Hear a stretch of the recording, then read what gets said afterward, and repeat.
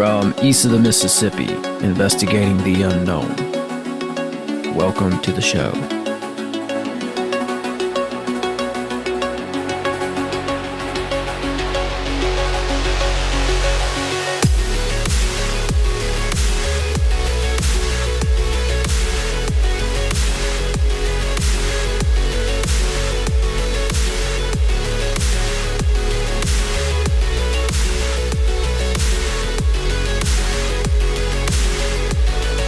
My guest today is an explorer, adventurer. He's the host of the Renaissance Man YouTube. He's one heck of a cook, and he's about to pop into the frame any second now. Renaissance Man, welcome to the show. Great to be here. Awesome to be here. Good to, how do I get rid of that screen meeting? Okay, there we go. Cool. Yeah, awesome to be here. I'm glad you reached out, Tim. This is my first podcast ever. I'll let you continue. Okay. I'm a little nervous, but I'll be all right. Doing great so far, man. I love that walk-in. You know, I used to play in a band, and Yeah, I was gonna ask you. every now and again, because I was lead singer for a while, every now and again when we played like a really big venue that had like a backstage and stuff, I'd talk the guys into doing like a 30 to 45 second intro.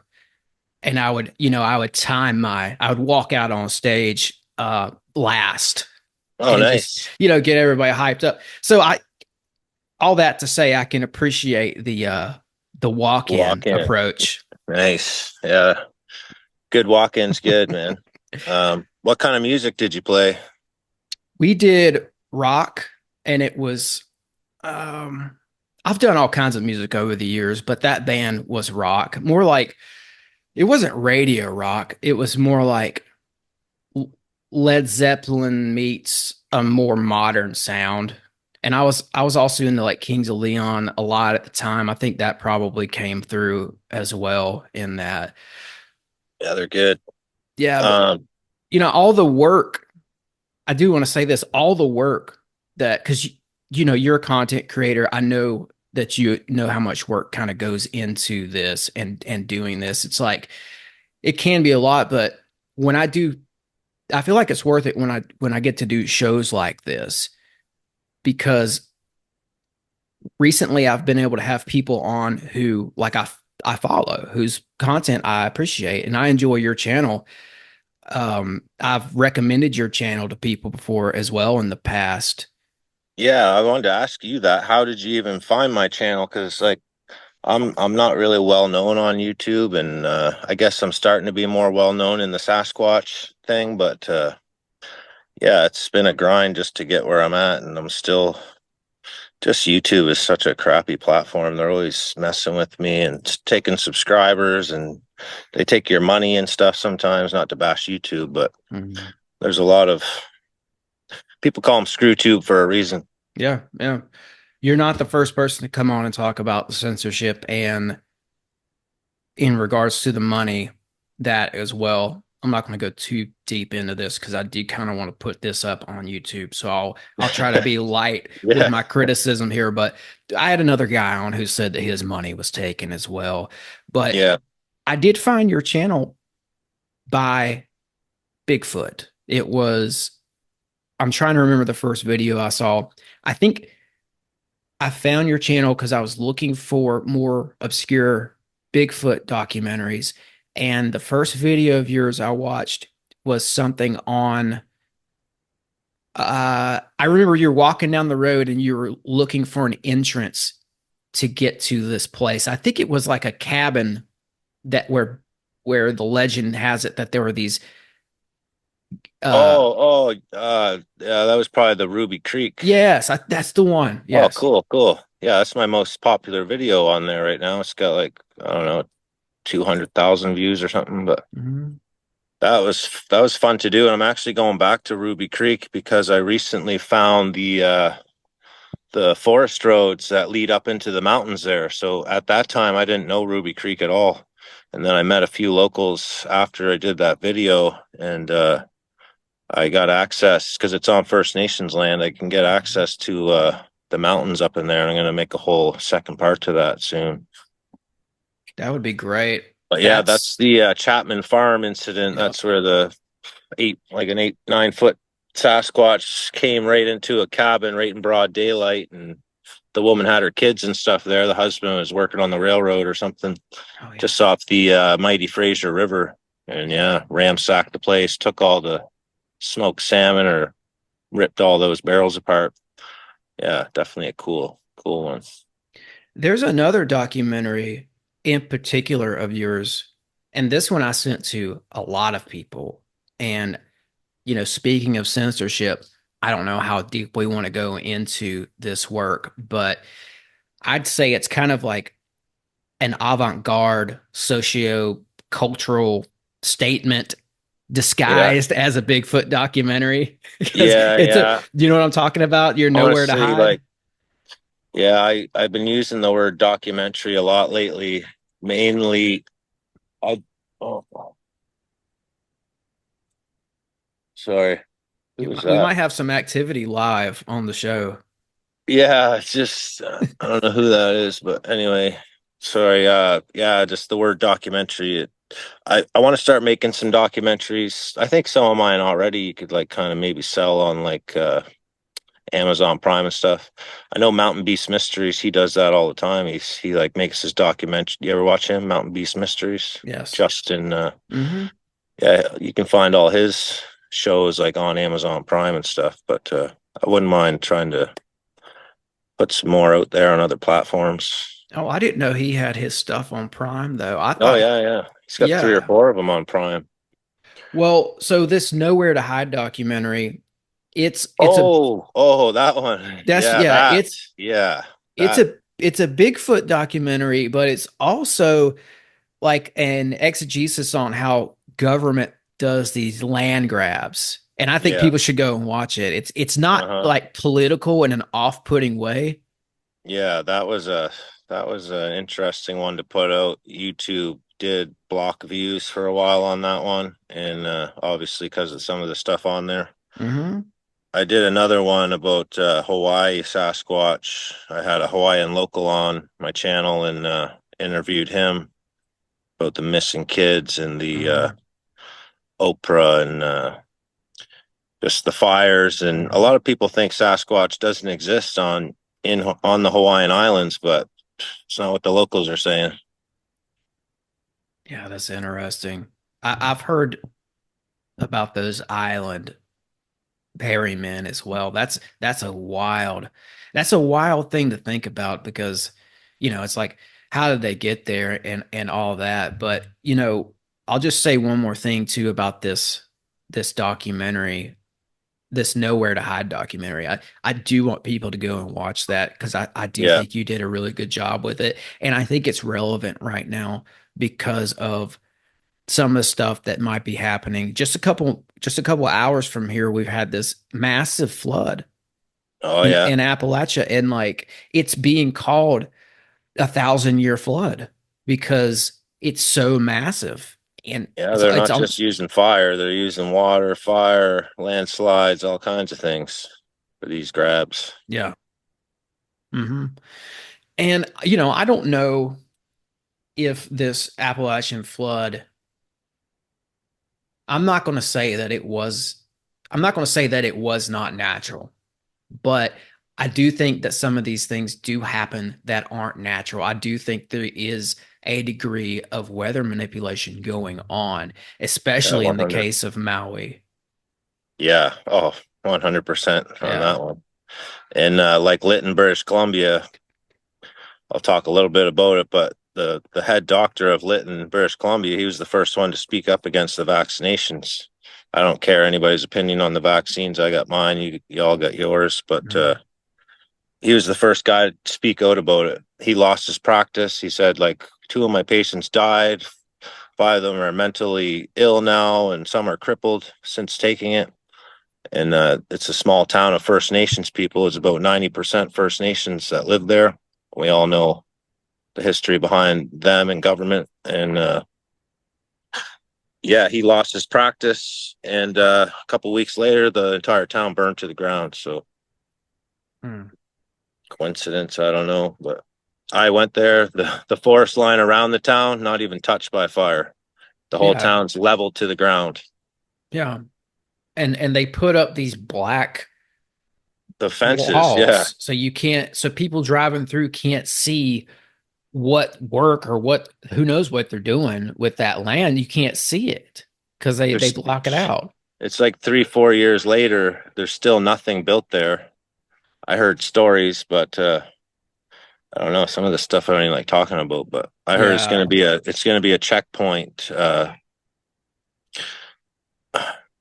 Canada's practically run by Nazis, and people are calling it a Nazi checkpoint, so people can't go any further north out of the Mhm. lower mainland and stuff, because that's the road you got to take to go to get further to get away from the cities that are south of Canada. Well, BC, sorry. Yeah. I People should just go to Renaissance Man on YouTube, watch Nowhere to Hide, or watch his other stuff. But that one in particular really stood out for me, man. Like I said, I think it's like very avant-garde for a, you know, independent uh content maker like yourself. It's very it strikes a nerve. And you know, not too long after I watched your documentary, Nowhere to Hide, is when this East Palestine train thing happened over here in Ohio. Yeah. And it just, I don't know, man, it just kind of reminded me a little bit of what happened there in Lytton or Lytton. Hi, Trudy. Sorry. Hi, Trudy. To my other son. Okay. Can we do it in like? Is he gonna be here a while? So not very long. He has to go. I'm just on a podcast here. Can we pause this for a second? Yeah, yeah. Sorry, We'll be sorry right about this. back. Yeah, but and we can move on from the Lytton thing. I think the Yeah, story, I don't it's want to. Yeah, I yeah, don't I want to know. get too into it. I don't want to screw up your podcast either, because that stuff messes with you, man. Like it messes with your views. It'll screw up. Like I've been there, and Hmm. it screwed up my show. Like you should see my Instagram. Back when the Canadian trucker convoy was going on and all that, I used to put all these posts up and about corruption and stuff like that. I used to get hundreds and hundreds of likes when I would post something. Now, when I post a picture on Instagram, you've seen it yesterday. I get 2 likes, two or Hmm. three people see it, and it's obviously some sort of shadow ban happening there. But Yeah, yeah. Yeah. I mean, it's going on. That kind of stuff happens. So we can move on from that. It's people can go watch the documentary and see for themselves, and we can yeah, just leave it at that. I think that story in particular is a little dark, but you also have on your channel you could find very inspirational stuff and like beautiful scenery. Like some of the yeah, most yeah. beautiful scenery that I've seen on YouTube is in your is Nice, in your man. videos, man. Like Appreciate that. Canada, a lot of Americans don't know how beautiful Canada is. Yeah, yeah, yeah. Appreciate that. Thank you, Mhm. Tim. Yeah. I I made this mean, drink up earlier. It's creamy tomato soup mixed with dill pickle juice. that's what you got in the cup. Yeah. Yeah, I've got, well, What tell do me you what, drink? I've got lion's mane Oh, tea. It's nice. it's lion's mane with um chicory, rose petal, turmeric, Oh, beautiful. and it's actually a really dark, it's dark like coffee. Nice. Sounds good, man. Yeah. I'll have to send you some of my, because I mean Yeah. you cook a I've been lot on checking your, out your Instagram, man. You're cooking up some fine dishes there. That's why I sent you a video of mine. I was hoping, do you make any cooking videos? I have it. I haven't. I mean, maybe I should start. I You could add started. that in with your podcast, like Hmm. because now YouTube just created this podcast section. So Hmm. now when you have your channel, I don't know if you noticed this, maybe it doesn't apply to you yet because you're not that deep into it, but Hmm. you post your videos and then there's like community post section and now they have a podcast section. So I opened mine up and got it started, and I threw the Hawaiian Bigfoot episodes on there, where it's me interviewing the guy about the fires and the Sasquatch in Hawaii. So I just threw those up. It's an old video, but just threw those up on the podcast section. I'll put this up on that podcast section too after we're done. Nice. Nice. Yeah. Yeah. So I've been cooking my own food for at least 10 years now. I just completely stopped eating all this garbage that you find, everywhere else. Like I Nice, don't eat nice. fast food. I don't eat any of that, man. I cook all my own food. So that's, that's a big part of why I cook and why some of my posts on Instagram have food. It's like every now and again I'll do something and I'm like, oh, I should probably take a picture of this. This seems pretty Yeah, cool. man. Food's the most important thing in our lives. So, well, one of them. But that's what I was getting at earlier. I had to jump off and meet the landowner's son. This family invited me to live on their land. I was in a situation where I was just living in like Walmart parking lots and stuff on the sides of the street in my camper trailer, and this family invited me to their land. And one of our deals is like I'm a hunter trapper, Mhm. licensed hunter and trapper, so I helped them out with meat. Like I just gave them a bunch of salmon, and for tomorrow for Thanksgiving, I did a bear ham. I did that up. So I brined it for like 10 days, and then I smoked it for 2 days. Just the big back leg of the bear. So we're gonna eat that tomorrow.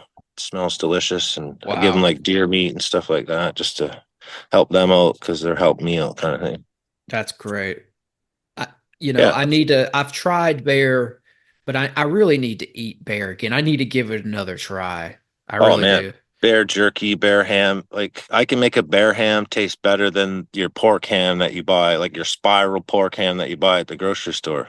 I believe Tastes it. tastes the same, man, pretty much. Yeah. Once you brine it, it goes all pink, just like the ham inside. Hmm. So I It's making eat me, elk and yeah, yeah. venison. And I'll eat bison too. I try to stick to that wild game as much as possible. Oh, for sure.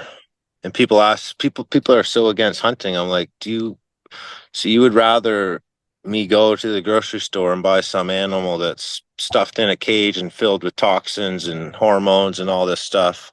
Or would you rather me eat an animal that lived an enjoyable life out free in nature? And I get into that with them, and Hmm. kind of opens their eyes a bit, but they still just, if you can't hunt and process an animal, I don't even think you should be eating meat in the first place. Yeah. You Yeah. need to go through those steps to understand and respect the animal. And I have more respect for animals than humans. Yeah. Most of them. Well, I come from a community that was filled with hunters, and I know those guys have a huge respect for nature and for life. And Yeah.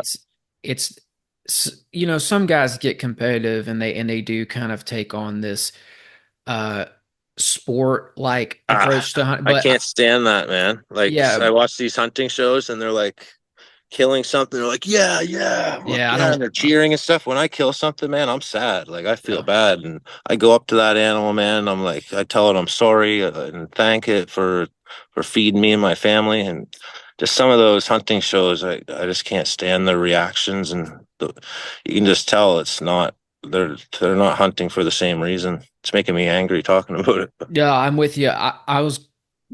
I grew up and we were taught to have reverence for the animal, but I don't even think I had to be told that. I think the first time I was around an animal that was just freshly killed, I was automatically sad, and Yeah, it just makes sense that you approach it with reverence, and that's my whole point is like a lot of hunters get that. They have more of an appreciation for life than someone who hasn't killed an animal. It's wild how that works. have you watched Steve Ranelli from Meat Eater versus the Vegan video? No, but I like Steve It's Ranella. it's like a it's like a 3 minute video, and there's like these vegan animal rights people all over him about Hmm.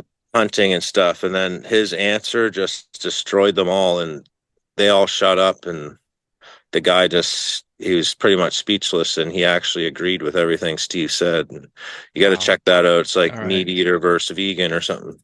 Yeah, I'll check that out. I like him. I've been trying to Yeah. get in touch with him actually. I knew a guy out here in Tennessee who works for Luke Combs, and Oh Luke yeah. Combs goes hunting with him. So I've been Yeah, he's trying to awesome.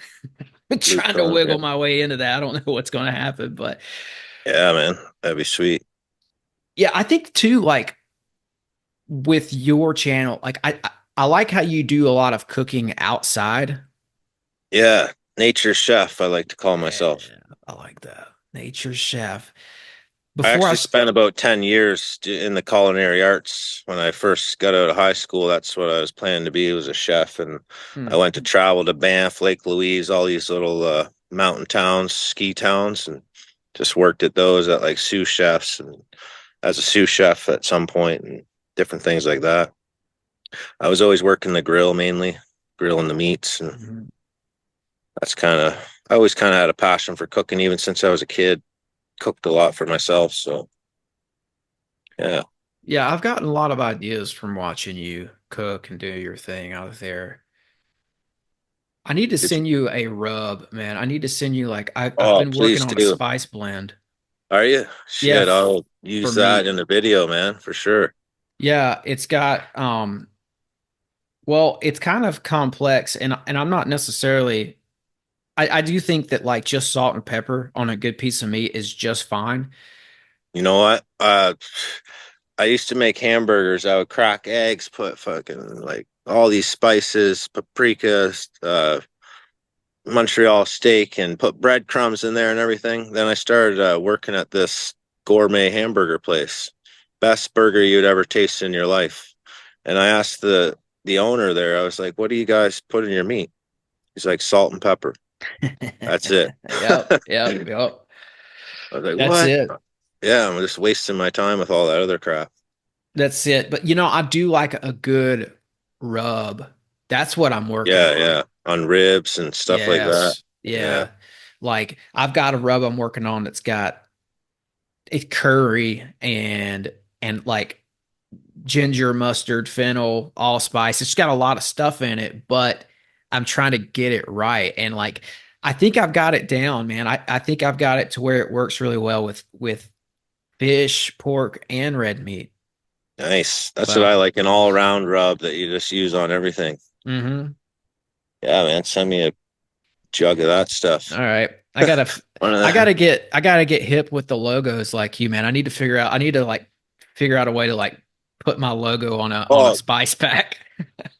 how you got your logo made though, right? Are you gonna change it or anything? Or I might change it. I'm thinking I about it. know, I got how can I ask like how much you did you have to pay anything for someone to make it or anything? No, no. Yeah, I found like this digital design or whatever they're called. Like if you pay someone, it's like 500 to $1,000. I got my ex-wife was from Brazil, so I got some Brazilians to do it. So the translation and the money, I paid like $200. Oh, First, someone drew that. I got to find the original, but someone drew that out by hand, and then I got them to redo it more into a logo. yeah. Yeah, your That's logo looks great, man. so yeah, you can put it on anything. You just take it into a one of them card places or decal places, and they'll take your logo and put it on stickers or whatever you want. Yeah. Well, Check this out. yeah, yeah. I've seen Embedded that. now. The Yeti Hmm. cups they do embedded on your logos now. Yeah. Pretty cool. Yeah. Yeah, show everybody that again. That I mean that looks so professional, man. It looks awesome. Got the Well, it's embedded squash. into the cup. Yeah, It's a little bit off, but they did pretty good. Yeti did. You it can looks do that good. on their website, on the Yeah, Yeti website. Oh, there's my buddy Dallas Cruz texting me. that looks good, man. They did a good job with it, and or whoever the Brazilian people or whatever y'all did, whoever sketched it out and everything, they did a great job with it. Well, we took the real we took the I probably can't get copyright from that, but the real Renaissance man, it was it Da Vinci, or who drew the original? Um, Shit, I should know this. It's I on my think logo. it's I think it's Da Vinci. Oh, you're talking about The the man with the four yeah, arms. yeah, yeah, that's Da Vinci. Da Vinci, yeah. So we got Hmm. rid of what it was in his hands. We put a gun there, and we put a cleaver for the cooking part, and a fishing rod, and a hammer because I do a lot of building. Vitruvian Man, is that what they call that? Is it I Vitruvian Man? I think so. If you search Renaissance man drawing by Da Vinci, that man pops up with the four arms, the naked dude. And I had to get rid of the bottom half because when I was putting the bottom half, because it shows everything down there, I was getting nudity strikes. Can you believe that? Get out of here, dude. Ridiculous. Yeah. Yeah, I think it's called Vitruvian Man, and there's a guy out. His name is Robert Edward Grant. I think that's his name, and he does really good research. And he was showing how Da Vinci encoded like sacred geometry into that Oh man. picture, like the Yeah, yeah. circles and the like everything lines up, and you can. It's like a slimmed down version of measurements that they used in like the pyramids and stuff. It's crazy. Yeah, that's nuts. I was listening to one of your other shows and you were going deep into that. And I wanted to mention to you too, like you're like you're a really smart dude. Like I was kind of comparing you today to like a Joe Rogan or something because some of the stuff you talk about, like it was pretty pretty knowledgeable information you can learn on this podcast here. Thanks. I forget what it was. It was something about scripture. You had a guest on. He was talking about I want to say Nephilim and stuff. Hmm. Yeah, I think it was the Nephilim Giants one, and I forget who the guest was, but yeah, it was one of your most recent ones about Nephilim and stuff Okay. like that and Probably. scripture. You're Yeah. mentioning how you've been reading through the Bible and stuff recently, and I've never read the Bible myself personally. I've read some of the Book of Enoch and stuff like that, Yeah. but you know way more about that stuff than I could ever imagine. Well, I love Book of Enoch. I recommend people read that. And even the Bible, like it's not what people think. I'm a big You fan of know, the I'm a big fan of the Old Testament. I think that it's what's cool about the Old Testament is, and it doesn't get any credit. People will not give it any credit for this, but it's pretty much archaeologically correct. yeah.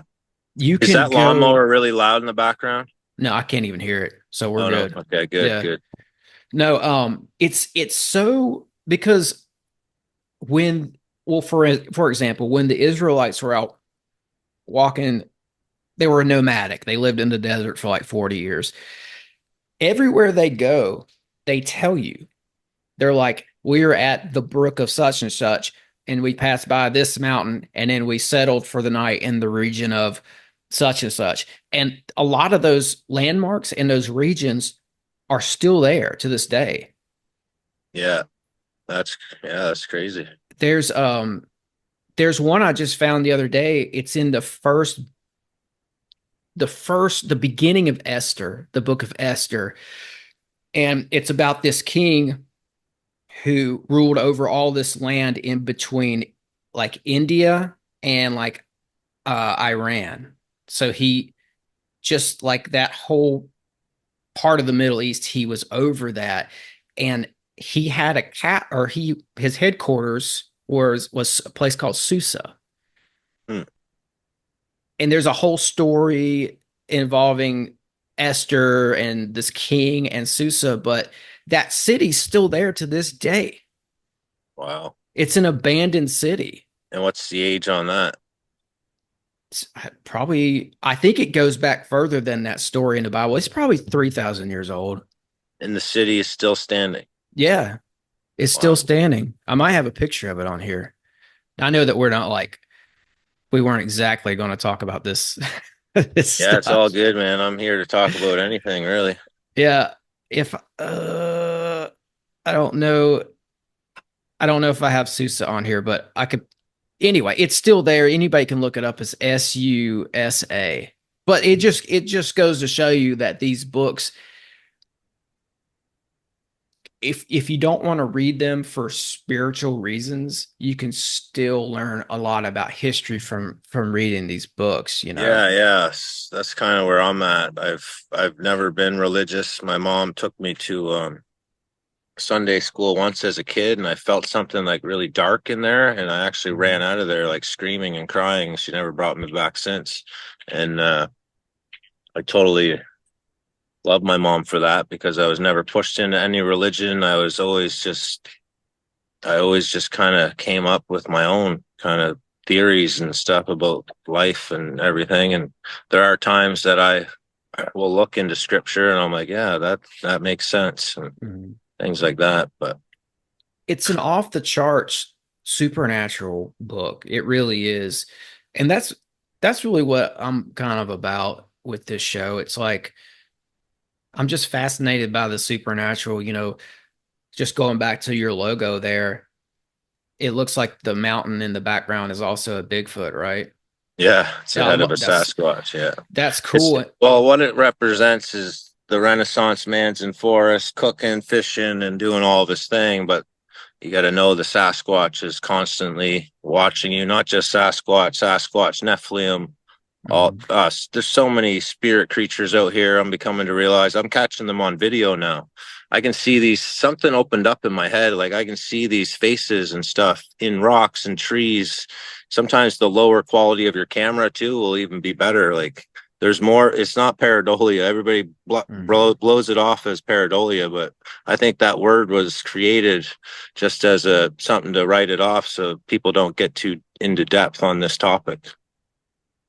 Yeah, But yeah, people throw that term around too liberally. That people who like learned that term 2 weeks ago are using it for everything, yeah, you know. man, It's so dumb, I have man. some videos. These things are so clear, you cannot deny it. Like, and Yeah. there's massive heads in the forest, in water, everywhere. Yeah. I was at this sacred waterfall that's sacred to the natives here in BC. It's a waterfall and a hot spring, and I made this video 2, 3 years ago. I went back and watched it again. I was blown away. I didn't see the stuff back then 3 years ago, but now when I watch the video, there's huge faces in the water, and some of them are like so clear you just can't blow it off as pareidolia. I'm gonna make a video on that soon. Yeah, there's a guy who I've had on and I'm talking to him about doing another episode because he has a whole Instagram page dedicated to these faces Is that that he's crypto reality? no, no, it's not. It's Garrett King, and he's what he does is he takes a pan and he puts water in it. I don't know his whole process, but he's able to take pictures of faces coming through the water. They're using the water as a medium to come through into our Mm, reality, and the cool. faces look like ETs. They look like straight Oh, up nice. Oh grays. yeah, they're not just yeah. There's so many different creatures. There's got to be thousands and thousands of them, all different creatures out here Well, in the forest. it reminds me of what some of the stuff I've seen on your channel. It's like so he's picking up these faces coming through water with your channel. They're out there in this matrix of nature or something. They're just coming through in a different way, but it's still like a similar thing.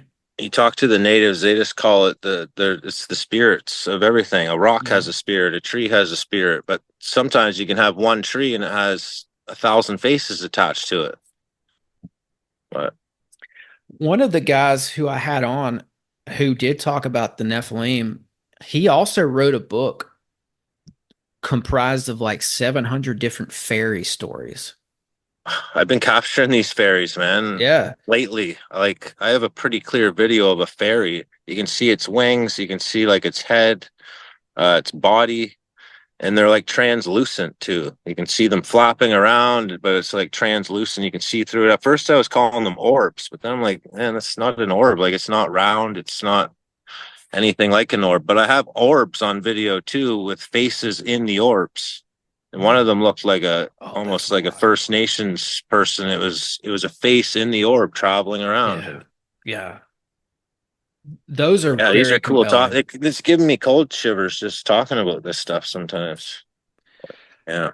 Yeah, I've seen Yes, I'm trying to remember which video of yours it was, but there was one I was watching it, and yes, you were able to capture an orb, and when you slow it down, there's clearly a face there.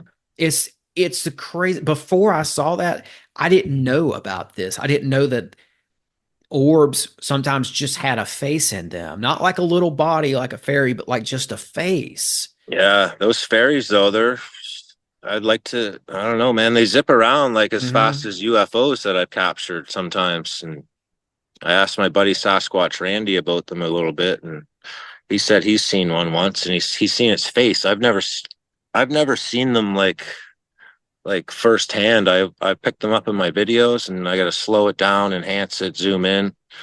But he's supposedly seen one in real life, and he said it had like a long nose and everything. Like, yeah, I don't know. Well, Sasquatch Randy, I was we trying to could. bring him out here today to have him on with you too, but he's doing something with his son. So Okay, well, we'll talk about it, man. We can set that up for another time. I'd really like to talk with him too, or have him jump on here with you sometime. Like yeah, he he's a very does. spiritual guy, man. He has some of the best, in my opinion. It's some of the better Bigfoot footage that's out there. Yeah, it's a lot of controversy on that because you got this group of people calling it a fake and attacking them, and those same people attacked me quite a bit when I first got into Bigfoot. But yeah, but the Bigfoot world is ridiculous. It's absolutely ridiculous. And what I learned, like I used to go on these Facebook groups and I would like try to show people these faces and stuff. And if you look at the Patterson Gimlin footage, there's 1,000 big faces in the background everywhere. You can see them everywhere. Mhm. Some of them are moving and everything. I got some Mhm. of them smiling. You can, they're not just in one spot. They're like smiling and blinking and doing all kinds of stuff. But Mhm. there's way more to it than what people think. Oh, I gotta show you something later.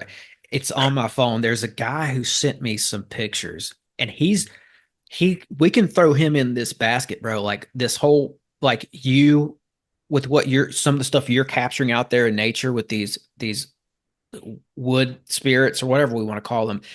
Then there's this guy who's picking up the faces in the water. There's another Yeah. guy who's been sending me pictures.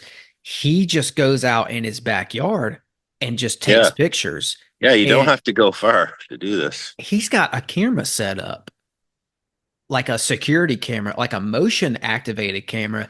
He's picking stuff up on that. He just showed me not very recently. He showed me some of the most compelling paranormal footage I've ever seen Wow. in his backyard, and it's a Native American child who's coming Wow. through a rift. Crazy, man. Yeah. I got to set up some cameras. I always wonder because I got a dash cam on my Jeep and I'm always like in the forest. I always wonder what that thing has captured because it always rewrites itself all the time. And I'm like, man, I should start popping that SD card out and seeing what's on there. God only knows what's on that thing. But With Bigfoot, I just is such an anomaly. But I also believe, because I've told you before we started recording, I'm from Appalachia. yeah, yeah, There is a town that I used to live in Appalachia where these things were absolutely in the area.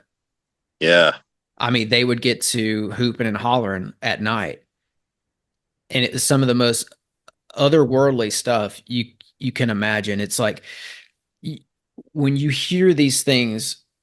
and you Yeah, you heard this firsthand and stuff, or yes, yes, cool. yeah. So to me, that's a Sasquatch encounter. That's an encounter in my Hmm. books. You don't have to see one to have an encounter. You'll feel it. There's a lot more to it than just seeing it. Hmm. Have you had any other kind of encounters or? Yeah, in that area, yeah, I have. There was, it was a very remote area, and I lived across the street from a mountain, Yeah. a small mountain, and it's a mountain that was steeped in native lore. The Native Americans who owned Which this, tribes are from there? I don't remember the tribe. I'll have to go Yeah. back and look into it. I didn't know those people, but I knew that they owned the mountain and they wouldn't let anybody develop it because it's Okay. sacred. It was sacred land. Oh And man.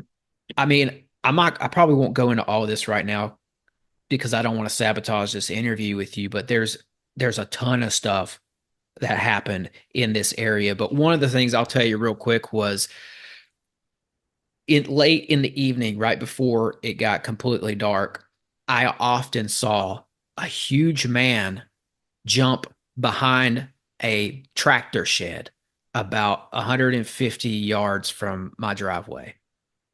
Wow. I'd pull in, and sometimes I'd back my car into uh, the spot where I parked it, and out of the corner of my eye, I would see a man standing next to the building. And it was so quick. It was like as soon as I'd look at him, he was already on his way behind that corner.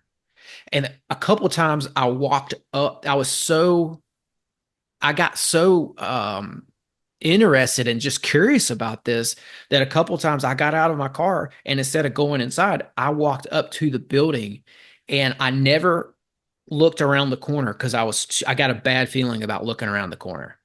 Yeah, yeah. Yeah, you felt it, man. Hmm. But I would see it looked like a giant man and he was fast. Like a man, or are we talking Sasquatch, or did you see clothes? I think it was one of these Bigfoot. Yeah, yeah.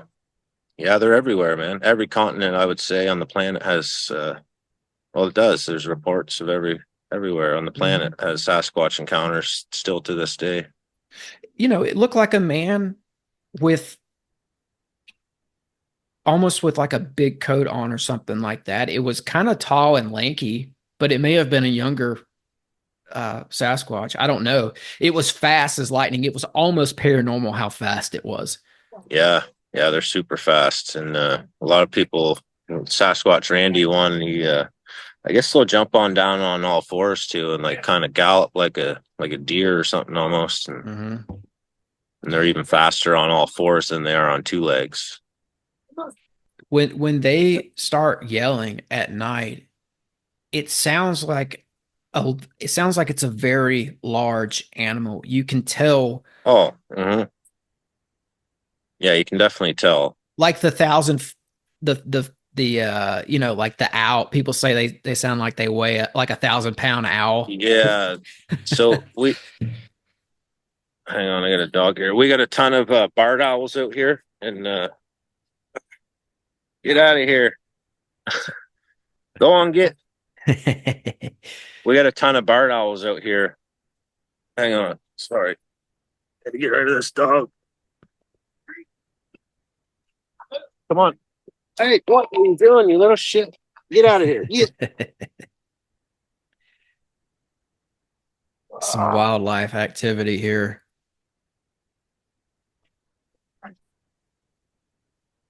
Okay, so what did the dog get a hold of that stuff? Yeah, the dog attacked my muskrat skull and hide. He grabbed the hide and ran off with this globe. Luckily, he didn't smash the globe. So, Yeah. yeah, it's like a muskrat skull. It's got like a tiger's eye rock in it. Hmm. And then I attach a piece of hide to the globe. I make little weird things like this. My place is full of skulls and hides and stuff. I love those skulls. Those are very unique. Yeah, that's like everything that I trap or hunt. I try to make something beautiful out of it to Yeah. respect the animal. Where were we again? That Well, I dog think really. I think we were talking about Oh, like Appalachia. I wanted to ask you if about that's cool that you had those Sasquatch encounters there. I've always been fascinated of the wild people, like the actual wild humans people, like mm-mm. the inbred people or whatever. Like what are they? What's the deal here? Well, we could be talking about a number of things here.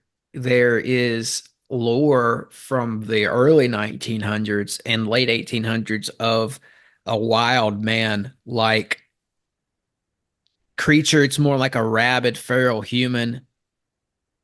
It's some of those stories kind of bleed into Bigfoot stories. Like it's kind of at some point, sometimes it's hard to tell the difference. Was this a feral person or was this a Bigfoot? Because Yeah, just because you're reading an old article and they're not clear about certain things, but you also might be talking about the whites of West Virginia, like a very inbred. kind of Yeah, I hear backwoods. stories of them like pretending they're injured on the trails and then snatching up hikers, and I don't know if they're cannibals or what, but I hear all kinds of dark stories around that Appalachian Trail. Um, well, that I'll have to look into. I haven't heard that. That's interesting. I will say this though, I know the Bigfoot sightings are very active around the Yeah. Appalachian Trail. Yeah, I've been starting to, I don't know. Well, a lot of people's been doing it for years, but connecting missing people to Bigfoot. And I guess that's where we can jump into Yeah. my whole video and stuff and Yeah, what I'm here for. let's jump into it, man. I mean, I'll say this, you know, one thing I appreciate about you and your channel is that you leave room for Bigfoot, UFOs, and fairies in kind of the same conversation. You know, a lot of people don't go there, but I Yeah. appreciate that you can go and kind of touch on this topic of UFOs as well. Yeah, I think you originally wanted me on about Bigfoot, and then I kind of was like, I kind of want people to, I want this video blown up and enhanced by a professional that knows how to do it. The video has been blocked, like only like 1,000 people have seen it. And I find every time I put aliens, UFOs or something like that in a title, it doesn't get anything for views. If I put like Sasquatch is a little different, it's not so blocked. I don't know. But Yeah. Yeah, you would think, it's like they're not as threatened by the Bigfoot stuff. yeah, because everybody just laughs it off or something. Yeah. So, yeah, let's talk about your video and your sighting a little bit. You know, you brought up missing people. I know that there is a very now, I guess we could call it a famous case, a missing 411 case where a guy named Ray Salmon, he went missing. He's still missing to this day at Yeah, this Harrison Lake where yeah, you spent a lot of your time.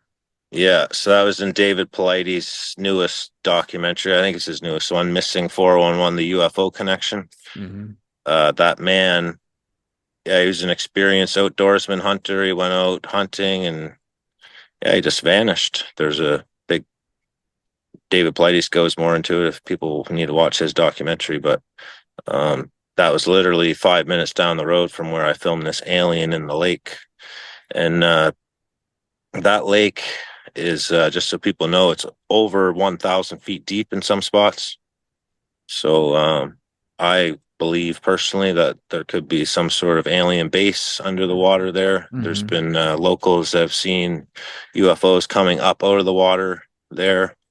And I did check UFO. I just searched for UFO sightings on the lake, and I was on this website, UFO Hunters, and there was 2 sightings also in that same location above the water.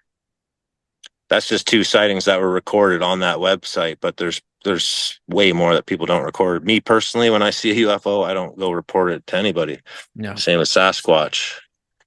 Did you see that footage I sent you? Yeah, I did. Yeah, yeah. I seen that. So that must have been like right in the town, I would say. It sounded like there was a party or something in the background. And Yeah, I was thinking that maybe they were like partying by the lake or something and they shot well, the that. town's right next to the Yeah. lake. And then Yeah. some people do have cabins and stuff. Not very many. It's pretty remote there, but there are a couple cabins around the lake. And there's a, It's a wild piece of footage because it's like it looks like yeah, a that was a disco cool. ball going Yeah, it off out there. does. It's crazy. Yeah, it was cool. And then it Yeah. moved on to some other sightings or something, did it? Were they all in Harrison or I No, seen the one, that weird glow ball, and then someone was driving down the highway or something. yeah, the Yeah. glow ball was Harrison, and then whoever made the video tagged in some footage from elsewhere, like California and stuff. But I do think that there's something to this Harrison Lake. Like I wasn't very familiar with Harrison Lake until I found your channel because I know you do a lot of stuff there. It's very beautiful there. Yeah. I don't But know if you know this, but I do have the business. I was always told from the beginning never try to profit off Sasquatch, and yeah. or it's almost like a curse in a way. And I tried, it did not work, but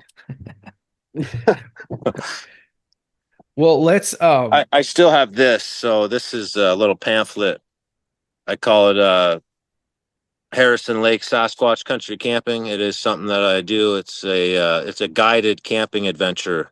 So I take people out. I take them camping for 7 days around Harrison Lake. I'll show them tracks. The two or three people that I did take out, they all had encounters. Um, some scary, some not. But we've always found tracks or heard wood knocks. Or it's not hard to find these things around this lake. That's what I'm saying. And Yeah. I take people to different hot springs and stuff like that that are around the lake because there's like two or three natural hot springs there. Then we go to the Sasquatch Museum, which is in the town of Harrison Hot Springs. I don't know if you know Thomas Steenberg. He's got a lot of his casts and stuff in that town in the museum. It's got the stories of Ruby Creek, the Ruby Creek incidents just down the road from Harrison Hot Springs. Harrison Hot Springs is deeply embedded with Sasquatch, with the Stehelis First Nations. Oh, we have the Sasquatch Days. The Hmm. Stehelis First Nations gifted me this shirt when I was there. They allowed me to set up a booth. I'm not First Nations, but they allowed me to set up a booth at their event called Sasquatch Days, where they do the Sasquatch dance, and then there's a bunch of native elder teachings and canoe racing and stuff like that on the lake. Hmm. But Sasquatch has been in their culture for over 10,000 years, and Incredible. yeah, there's like statues everywhere of Sasquatch in the town and stuff. Really cool town for people to visit. And if they Yeah. need a guide, I'm your man. It's a it's one of these places that's just a hot spot. I'm starting to realize that. And I think it can Well, be fun, but I also think it can be deadly. In this case with this Ray Salmon, what the spooky part about that for me was that he was a experienced outdoorsman. He knew the area, and he had dogs with him. And yeah. his wife said that his dogs always went out and hiked with him, but he had locked the They dogs were in in the the trailer. camper. That's right. That's strange. Yeah. That tells me that he was trying to save his dogs from something, some type of imminent danger. Yeah. Yeah. That is weird. Yeah. Mostly everybody takes their dogs, even at night, if they're walking outside checking stuff, they'll bring their dog just to be an alert system in a way. And I looked at the case again for this guy. I was just trying to get a feel for the area that you had your sighting in. So I looked more into this case, and I got the sense that the local authorities, when they went to go out and look for this guy initially, it seems like they had a sense of that there was like a phenomenon at play that poses a threat to people because they showed up very armed. Yeah. I heard stories that like the equivalent of the Canadian FBI was there and some military. I don't know if this is all true or not, but this is what I heard, and all kinds of RCMP and stuff, and kind of what David Plady says in the thing too. FBI and stuff don't even investigate missing people, so Yeah, there's definitely something else happening there. yeah, yeah, absolutely. And why don't you tell Eric? Because we've kind of set this up very nicely now. Like we've got this area, we've got a region here. We know it's a hot spot. We know it's ripe with Bigfoot and UFO stuff. So why don't you walk me through your story and what happened to you out there? So I was there camping with my oh man, I just how long do we got? Take as long as you need. So a bunch happened. The first time I was there, it was me, my ex-wife, and my daughter. She was just like a baby at the time, and we were camping there for probably 4 days or something. And there were some other people there. It is a pretty popular spot. A lot of the off-road people will go there because you can drive right up on the beach in your Jeep and stuff and pitch your tent anywhere. It's not a paid campground or nothing. I honestly don't want any more people to know about this spot because it's already gets packed now. So I ain't telling no like exact locations of where this That's is or okay. nothing here. That's But all right. it is near to David Paulides' thing that he talked about. But anyway, so we were camping there. Well, firstly, in my video, because I filmed it all, we're cooking some stuff up, and then the next morning I go around, look for tracks. I found a bunch of Bigfoot tracks clearly in the clear flat sand. No other footprints around. There's like two or three, and then they just disappear. This Mm, is a clear sand bed, like nowhere for the thing to jump or jump in a tree or nothing. There's like three tracks, big wide tracks. They weren't as long as my foot, but they were like super wide. And I'm guessing like a juvenile or something. mhm. But I seen those, and then I sat down. And I was just talking about the YouTube channel and how I started the channel and all that stuff. Sitting on a stump, and then I looked out at the water and I seen this big ball thing on the water. And I started looking at it, and then I turned the camera around and started filming it. I was just trying to play it off as a anything, a log, a seal, or anything. Just I was just like, what is this? It could be this, could be that. And the thing was going against the current pretty fast. Mhm. And it wasn't until I got home, edited the video, and then posted the video. And then one of my subscribers out of Alaska, she watches all my videos on like a big screen, high depth TV. She started watching the thing, and she's like, "You got to take a closer look at this because this thing is not. There's way more to this." And she sent me a bunch of screenshots and stuff, and then I started zooming in and watching it. And yeah, it's this big ass bulbous looking head, probably 3, 4 times the size of our heads. And its eyes are just locked on my eyes the entire time because I'm the only thing watching it. And it knew that I was watching it. So And you got the sense, or you actually could see a little bit of a face staring back at oh you? yeah, Oh 100%. When I wow. enhanced it myself and went on the video, I got Uh, cold chills. Like at the mm, time, I was just fine. But when I enhanced it and looked at this thing, how its eyes were locked on me, like that's where it all kicked in. And there's at times in the video where its head it kind of goes all blurry and then it changes. One spot it looks like a praying mantis. Another spot it looks like an alien gray that you would see on TV or something. And then another spot it looks like something else. It's like its face is like constantly changing too at the same time. hmm.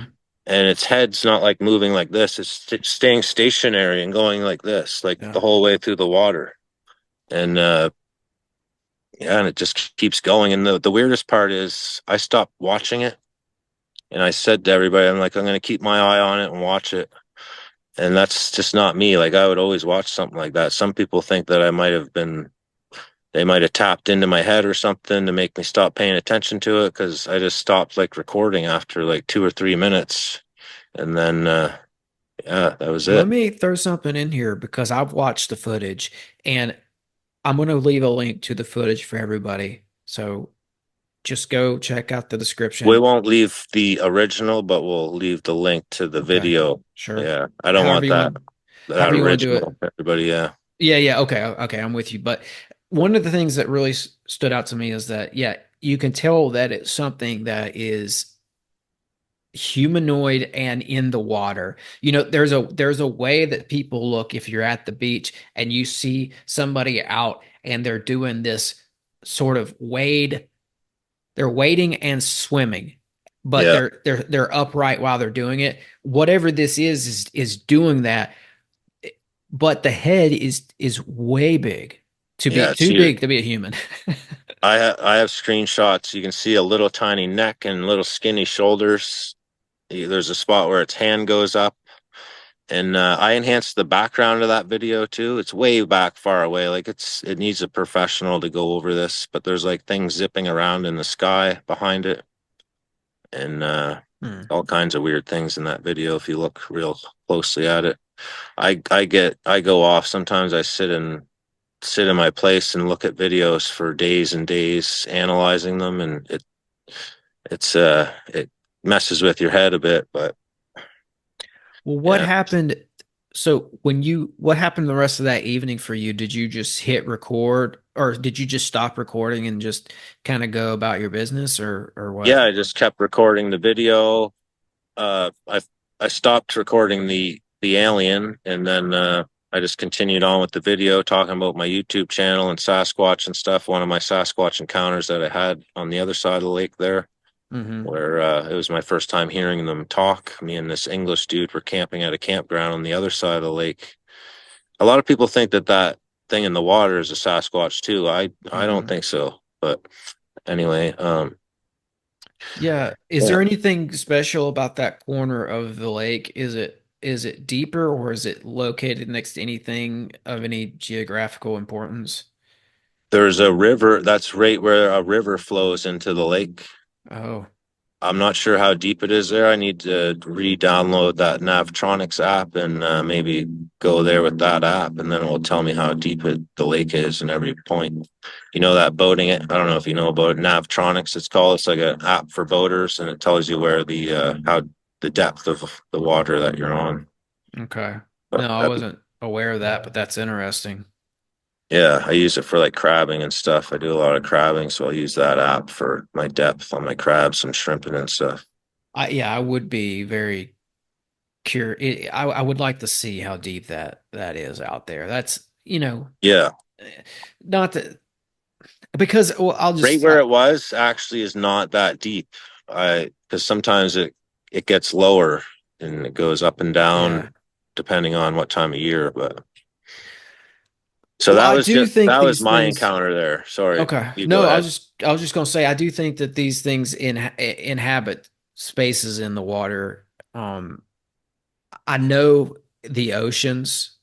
Yeah. There are cases where, I covered one on here. I covered the 4chan whistleblower, and it's a guy who came out and said, he worked for this military industrial complex independent company. They were tasked with monitoring this huge ship that's out in the Atlantic Ocean. Our government knows about it Hmm.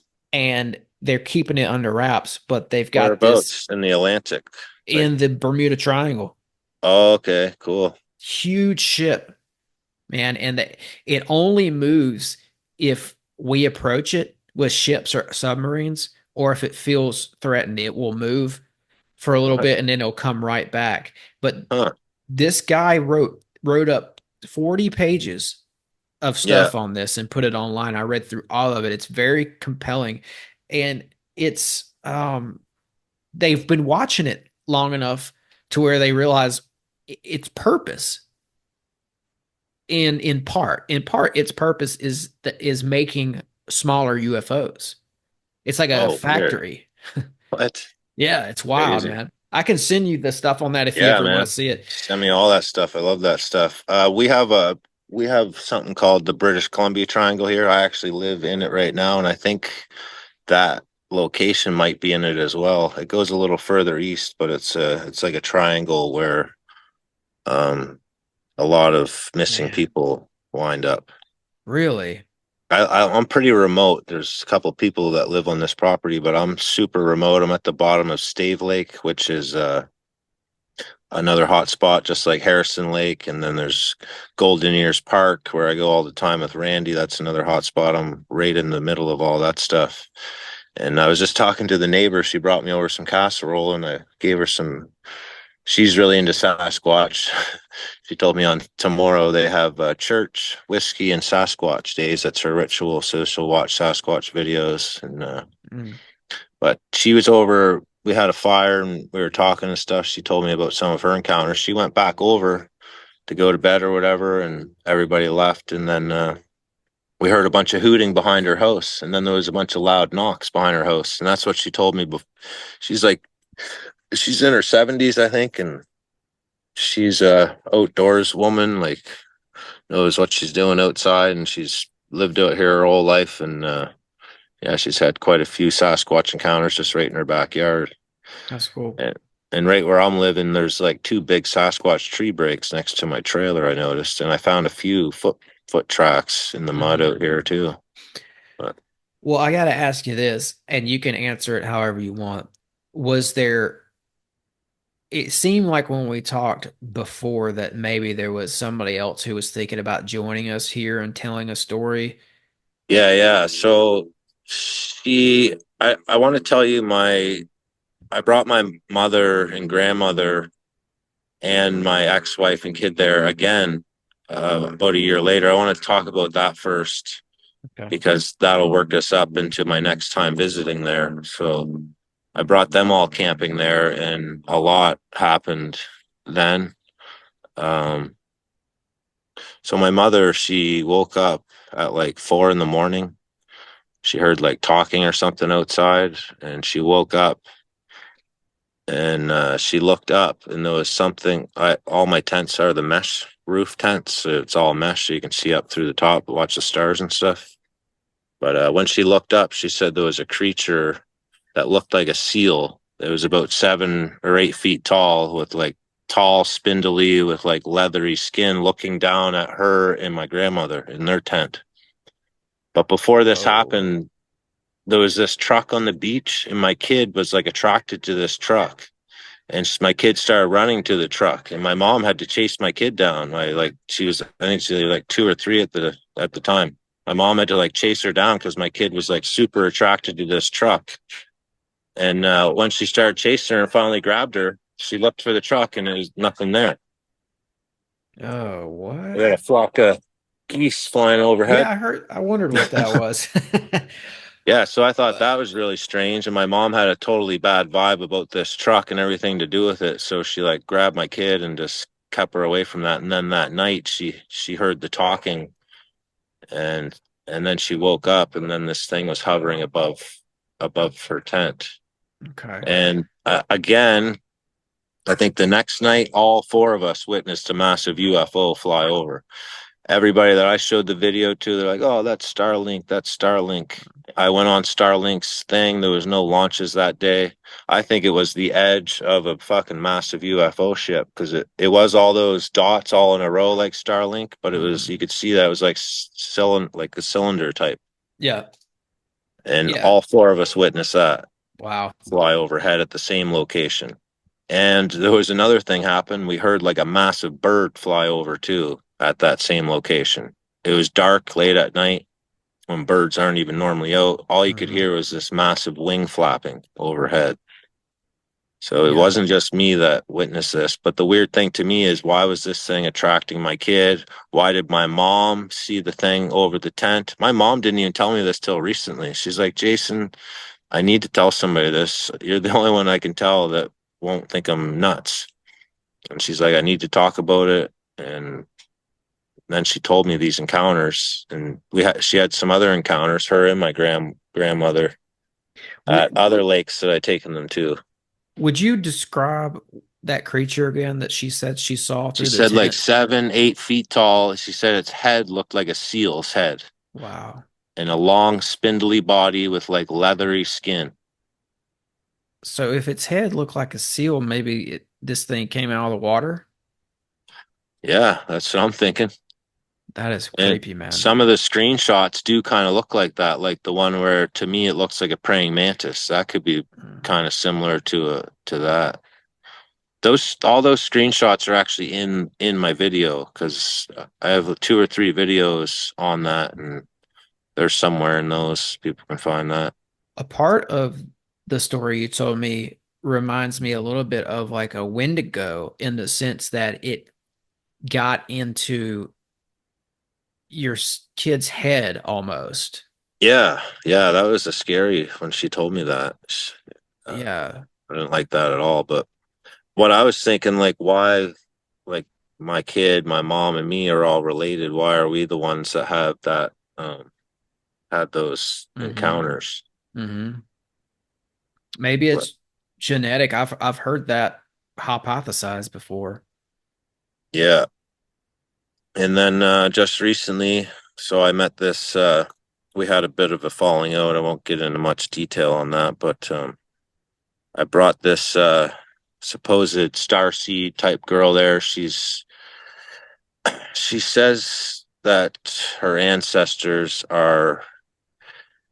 I reached out to her a long time ago on Facebook because I was noticing my kid was like seeing like spirits or something around me. Like she would point at things above my head. One time she pointed above my head and started laughing hysterically at something.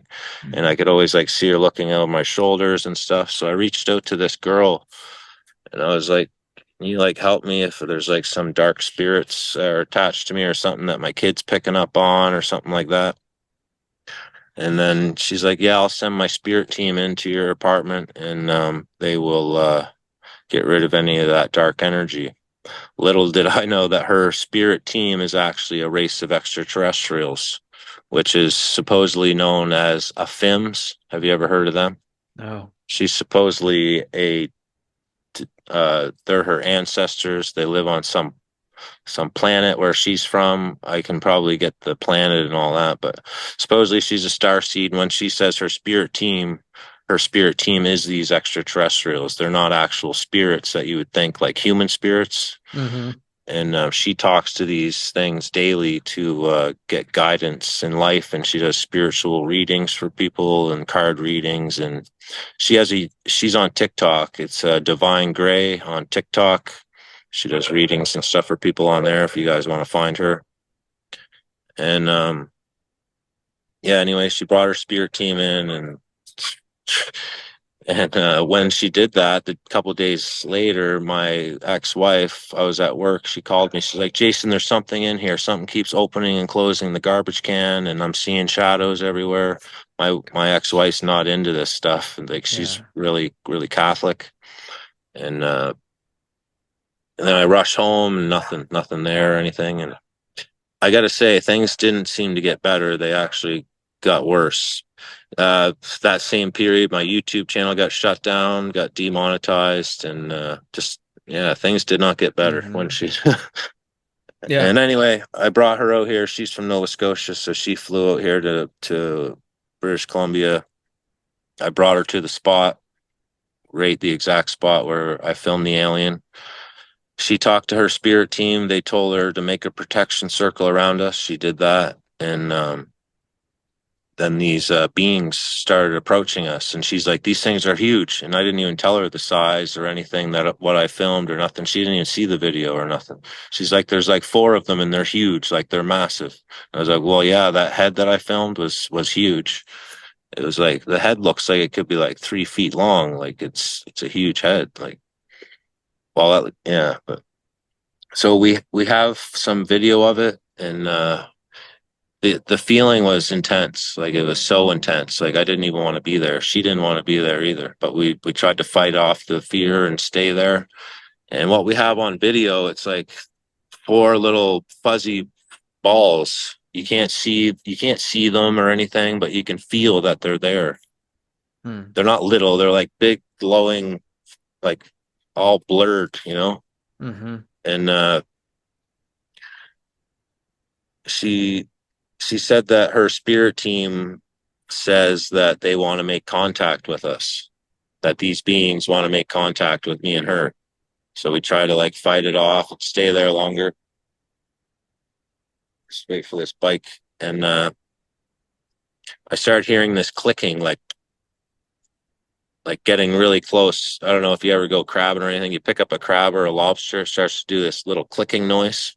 Yeah. And it sounded just like that, but louder. And it was getting closer and closer and closer. And it got close enough that I was like, all right, I'm done. I'm out of here. I don't want this anymore.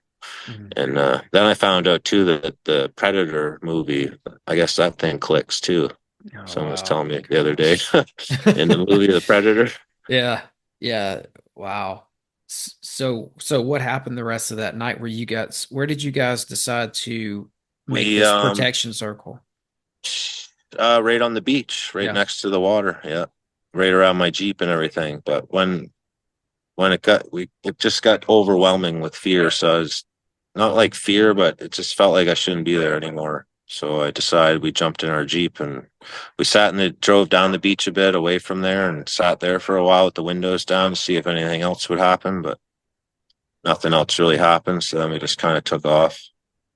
But Mm. I do want to go back. I don't know if I should or not, man. Like really, I got a guy here. He wants me to take him there and he wants to actually try to make contact, but I'm not sure I want to do that. I Yeah. don't want to be the next person on David Paulides' TV show. Man, I'm glad you mentioned that because that's a crazy tie-in. I mean, first of all, this is a wild, wild story, and Yeah. it gave me chills at some parts. But as you're telling the story, I forgot that this is the same area where this guy is still missing. Yeah. Yeah. This all happened at the same spot. And I'll just tell people too, like that where they found his camper locked with his dogs inside. Obviously, something was stalking him, and he locked his dogs inside. He his rifle and like a blanket or something was down the beach.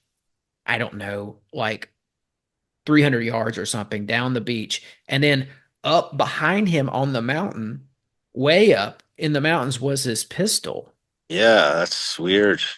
And that's like other David Pleiades cases, like there'll be a missing boy goes missing, and then they'll find his clothes like all folded up, perfectly Yeah. folded and placed like miles away on top of a mountain. It's almost like they're dropping things in random locations or something from their I don't even know. I'm like, why is this thing in the water? I thought they had spaceships. Like, are these some sort of water creatures that we don't know about? Like what are they? But Well, that's the thing about you guys, all this happening by the water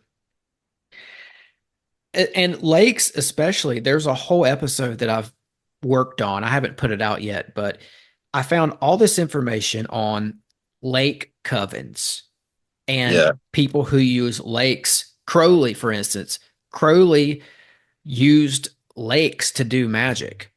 Oh, really? Yeah, Yeah. there's a story about Crowley. He went and stayed on an island in New York. It was an island in the middle of a lake, and he was just out there doing magic. He was using the water Hmm. to and like with Crowley, his style of magic involved channeling entities. Yeah. So there's something to do with the water. It's a means to get in touch with the other side. It kind of goes back to this guy I was telling you about It's who like I want to have mirrors on. and stuff like that too. Water, mirrors. Yes. S- I, like I scrying. I know lots of witches and stuff that are into that kind of stuff, and this girl's somewhat into that. And I dive a little bit into that stuff myself, but there's also another woman that I know from. She lives in the town of Harrison Hot Springs. Her name's Ruby. This chick, she meditates more than anyone I know in my life. She meditates like at least 12 hours every single day. She'll be at work meditating. She gets off, meditates. She stands by the Harrison Lake and meditates. I filmed her while meditating. There's fucking UFOs zipping around all behind her and stuff. And she's another one that she says she talks to these extraterrestrial beings and she brings them in through meditation. Yeah. It's kind of like that CE, whatever, that Yeah. David Greer's Greer stuff. CE5. Yeah. I'm with you, man. I think that there's not a lot of boundary between CE5 and spirit guides. Yeah. Because Yeah, how man. do you That's know at the end of the day? How do you know a lot of these entities are tricksters, man. They're going to tell yeah. you one thing, but you're never That's going to this. know. That's like that star seed that I brought there. She thinks that they're all good and stuff. I don't think so, man. Uh, Nothing good happened with my life when she brought them into my apartment. So yeah. I don't think they're as good as what she thinks. I think me and you are on the same page with that. Um, Yeah. I don't trust the spirits, man. I think too, like I've read a lot of John Keel as well. And one of the things that I think he was dealing with was this celestial intelligence that is Yeah. like this astrotheological trickster that like dangles a carrot in front of paranormal researchers and goes, "Oh, look over here, come over here, Yeah. check this out." It's the And same as the little people, the fairies, all of them are known to be tricksters. All yes, those beings. Like, yeah, it's not even good to look into that stuff too deep, I don't think. And it's so all around us all the time. so do you think when you're on the lake and you've got this protection circle thing going and she's the spirit, the starseed girl is like saying, "Oh, they're huge. Oh, they're huge." Was she in did she go into like the astral realm or something and see them, or how did they present themselves to her? I could feel them too, but Hmm. yeah, I'm not sure how she gets her visions through this other group of them or what, but she just kept saying how huge they were. And I just found it a coincidence since of what I filmed and everything and what I seen. I was kind of I was kind of thinking they're like a tall gray or something like that. Like from what I hear, they're like 7 feet tall, big heads, and then when she started saying how huge they were, she didn't really get into detail of what they looked like or anything. She just said they were huge. And there was four There's of them, three or four of them. it's the water plays a really big role in this, and I don't know all the details of that, but since I started looking into lakes and lake monsters even, and there was a Lovecraft, an HP Lovecraft cult that was in Chicago for a while. And what they would do is they would leave Chicago and they would drive up to these lakes that have this mystical, legendary, lore. So they would go to the lakes that had the paranormal lore and they would do their stuff there and they'd use the water as this conduit for magic. Hmm. Cool. I like that. I want to learn more of that stuff. Um, So, but I'll tell you this, man, do like, you know any like devices or anything that I could get to like go there with to pick up some sort of read? People told me get like uh what's the one like the the EVP stuff. yeah, yeah. I don't know. See, I haven't really gotten into that ghost hunter like stuff. I Yeah. know, I know I like to use protection for the house. Like, I used to use sage, but Hmm. I've Yeah, Sage is the best, I think. yeah. Well, it's I like Palo Alto too. Palo Alto, what's that? It's a little piece of wood from this Palo Alto tree. I think it's from Oh, South America, and you burn it, and it's a similar, you can smudge with it. You can can like, you smudge with you can practically smudge with anything, can't you? Like sweetgrass and yeah, right. kinds of stuff. Yeah. Yeah, that's cool. I wonder, I found this really ancient cottonwood tree that I took home the other day. I might use that. Yeah. I mean, maybe it's not for everyone, but I think too, like having like the Bible and using that helps with this stuff too. I can't explain the technology behind that, but for some reason, Yeah, might be worth me getting one of those, I think. yeah, yeah. Yeah, I mean, I think too, it's like I think your intention going into these situations is paramount. Well, the woman across the road here, she just told me today before this podcast. I've only talked to her that one time around the fire. She told me her encounters and stuff. And she's told me that she thinks I'm attracting these things here. Mm, But I think just talking about them attracts them. And yeah. yeah, Yeah, that's why I keep this Palo Alto around because I'll do some podcasts, like this one, and stuff will happen, but I have to pray and sage and kind of clean up the what vicinity. what's that thing glowing behind you there on the your Oh, left that's a shoulder? that's just a little light. It's like That's cool. yeah, it's like a little planet orb light thing that I picked up.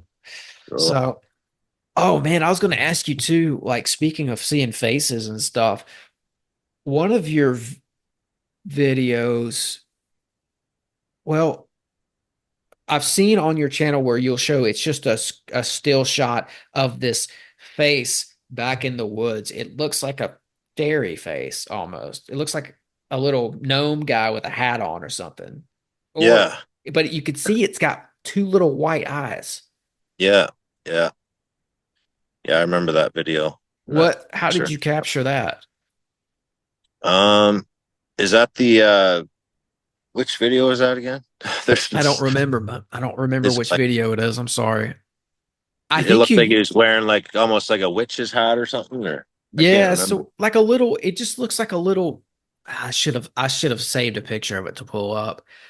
Yeah, I would have to know because man, I see these things in so many videos. But yeah, I normally when I'm editing my YouTube videos, I'll just anything that catches my eye, I'll stop and slow it down and zoom in and I'll capture them that way. I never see them firsthand. It's always while editing. That's when I find them. No. But lately, I've been actually like seeing stuff a bit more firsthand. But especially those fairies and stuff, you can't. They're like translucent. They're zipping around so fast that our eyes can't even comprehend it. or see it.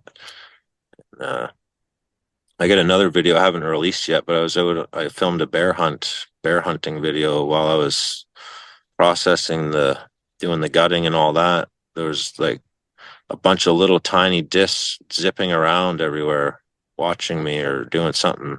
They clearly know when you're filming, and it's almost like they want to be in the film too. It's Mhm. weird. Oh, that reminds me of that Steve Isdale footage where he's Oh yeah, that was a great one.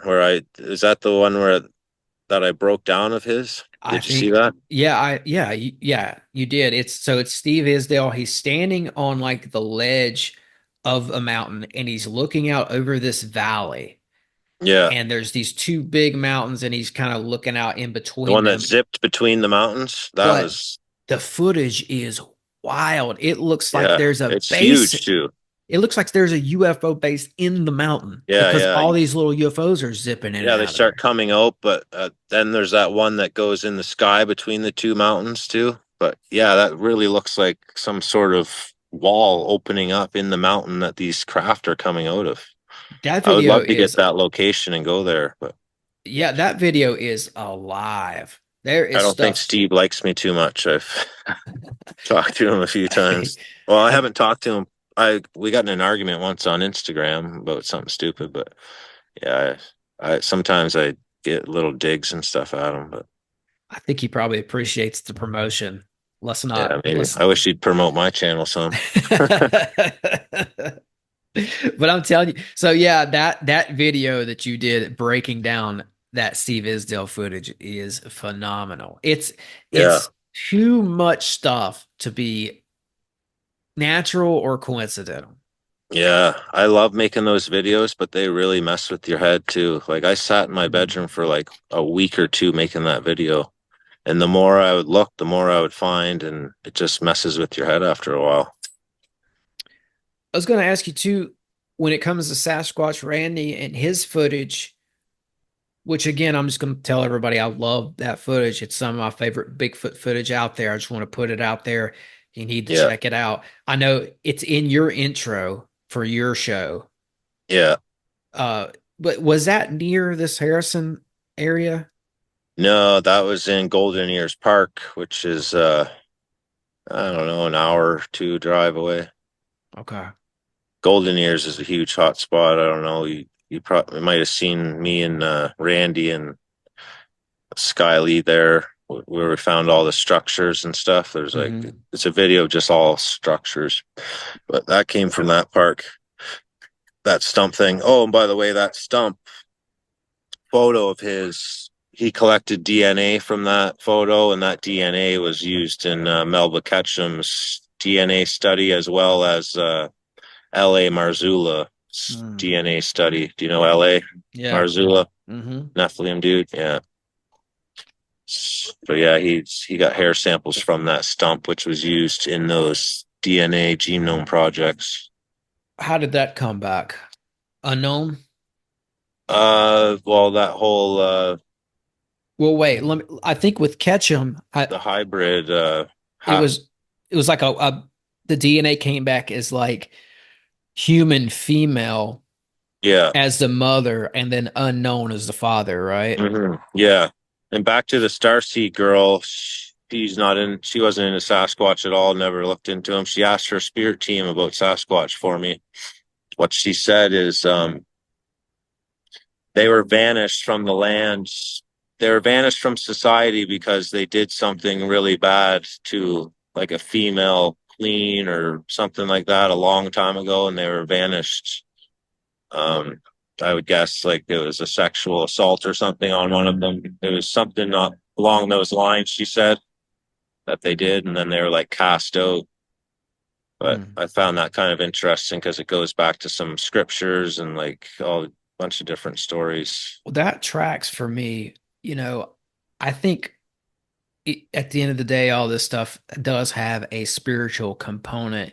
And especially with Bigfoot, because I feel like there is a rule book here. It's almost like they are not allowed to mingle with us. Yeah, And that feels spiritual to me. yeah, yeah. They're definitely not allowed. it's like they are following some sort of rule or something that they must abide by. And Yeah. but again, with Harrison Lake, at the very top of Harrison Lake, there's the Douglas Native Reserve. That's where Seraphine Long, she was a 15-year-old Native Indigenous woman. She was kidnapped by the Sasquatch for about 2 years. Have you ever heard that story? No, no. Tell me her name again. Seraphine Long, Okay. a Native girl. This is back in the late 1800s. She was kidnapped by them, and for 2 years she spent in a cave living with them. A juvenile grabbed her, threw pitch over her eyes, and carried her up into the mountains. And then she got really sick and sickly and stuff, and she was begging them to let her go. And they would just look at her and laugh, and they wouldn't let her go. And then she was like getting super sick in this 2 years, almost dying. And finally, they, I guess the same Sasquatch put the pitch back on her eyes, brought her back to her tribe, and she gave birth to some creature, which died a couple days later. The creature did. And yeah, that's another story off the lake about Sasquatch, off the alien topic. But Oh, no, then I there's love it, man. Keep it going. That's there's it. the Chehalis First Nation Chehalis Reserve, which is a river close to Harrison. Um, Sasquatch is pretty deep into there. Supposedly, there's a 6 foot tall, 300 pound woman that's living there today that they kind of keep her hidden, and supposedly she has Sasquatch DNA. What? Yeah, so it's still like things like that still happen out here. Yeah. There's the Is Robert Osmond story, him kidnapped out in a sleeping bag. That's from BC yeah. too, up around Mhm. here. There's been a lot of kidnappings of Native women by these Sasquatch. One of my favorite UFO cases is out of British Columbia there in Canada. It goes back to 1938, Yeah. and it's this guy, he was a constable, Okay. aka he was like a police officer. That's what we would call him here in the States. He was some Yeah. sort of a, I don't know, he's some sort of a law enforcement official, but he was out searching for like a missing trapper. And Yeah. he's out in this remote area. It's a glacial area as well. It's right there on the Alaskan border. There's a town there called Stewart. Okay. So he's out there looking for this trapper. So he looks in this cave and he Yeah. finds five, what he described as five alien skeletons, which had Oh, what? extended craniums. Hmm. And another guy was with him for Send this. me a link to that. Okay, I will. Another guy was with him. His name is Larry Requa. Hmm. So they find the cave. The other guy with him would later in life validate this story, but also there are police records that still exist about this that Yeah. validate this story too. One of the entities they saw there had a metal medallion on, imprinted with like Cosmo star symbols. Wow. All five entities were dead, but facing a stone altar. And this guy, Larry Requa, he said his impression was that they were stranded here and they couldn't leave Earth.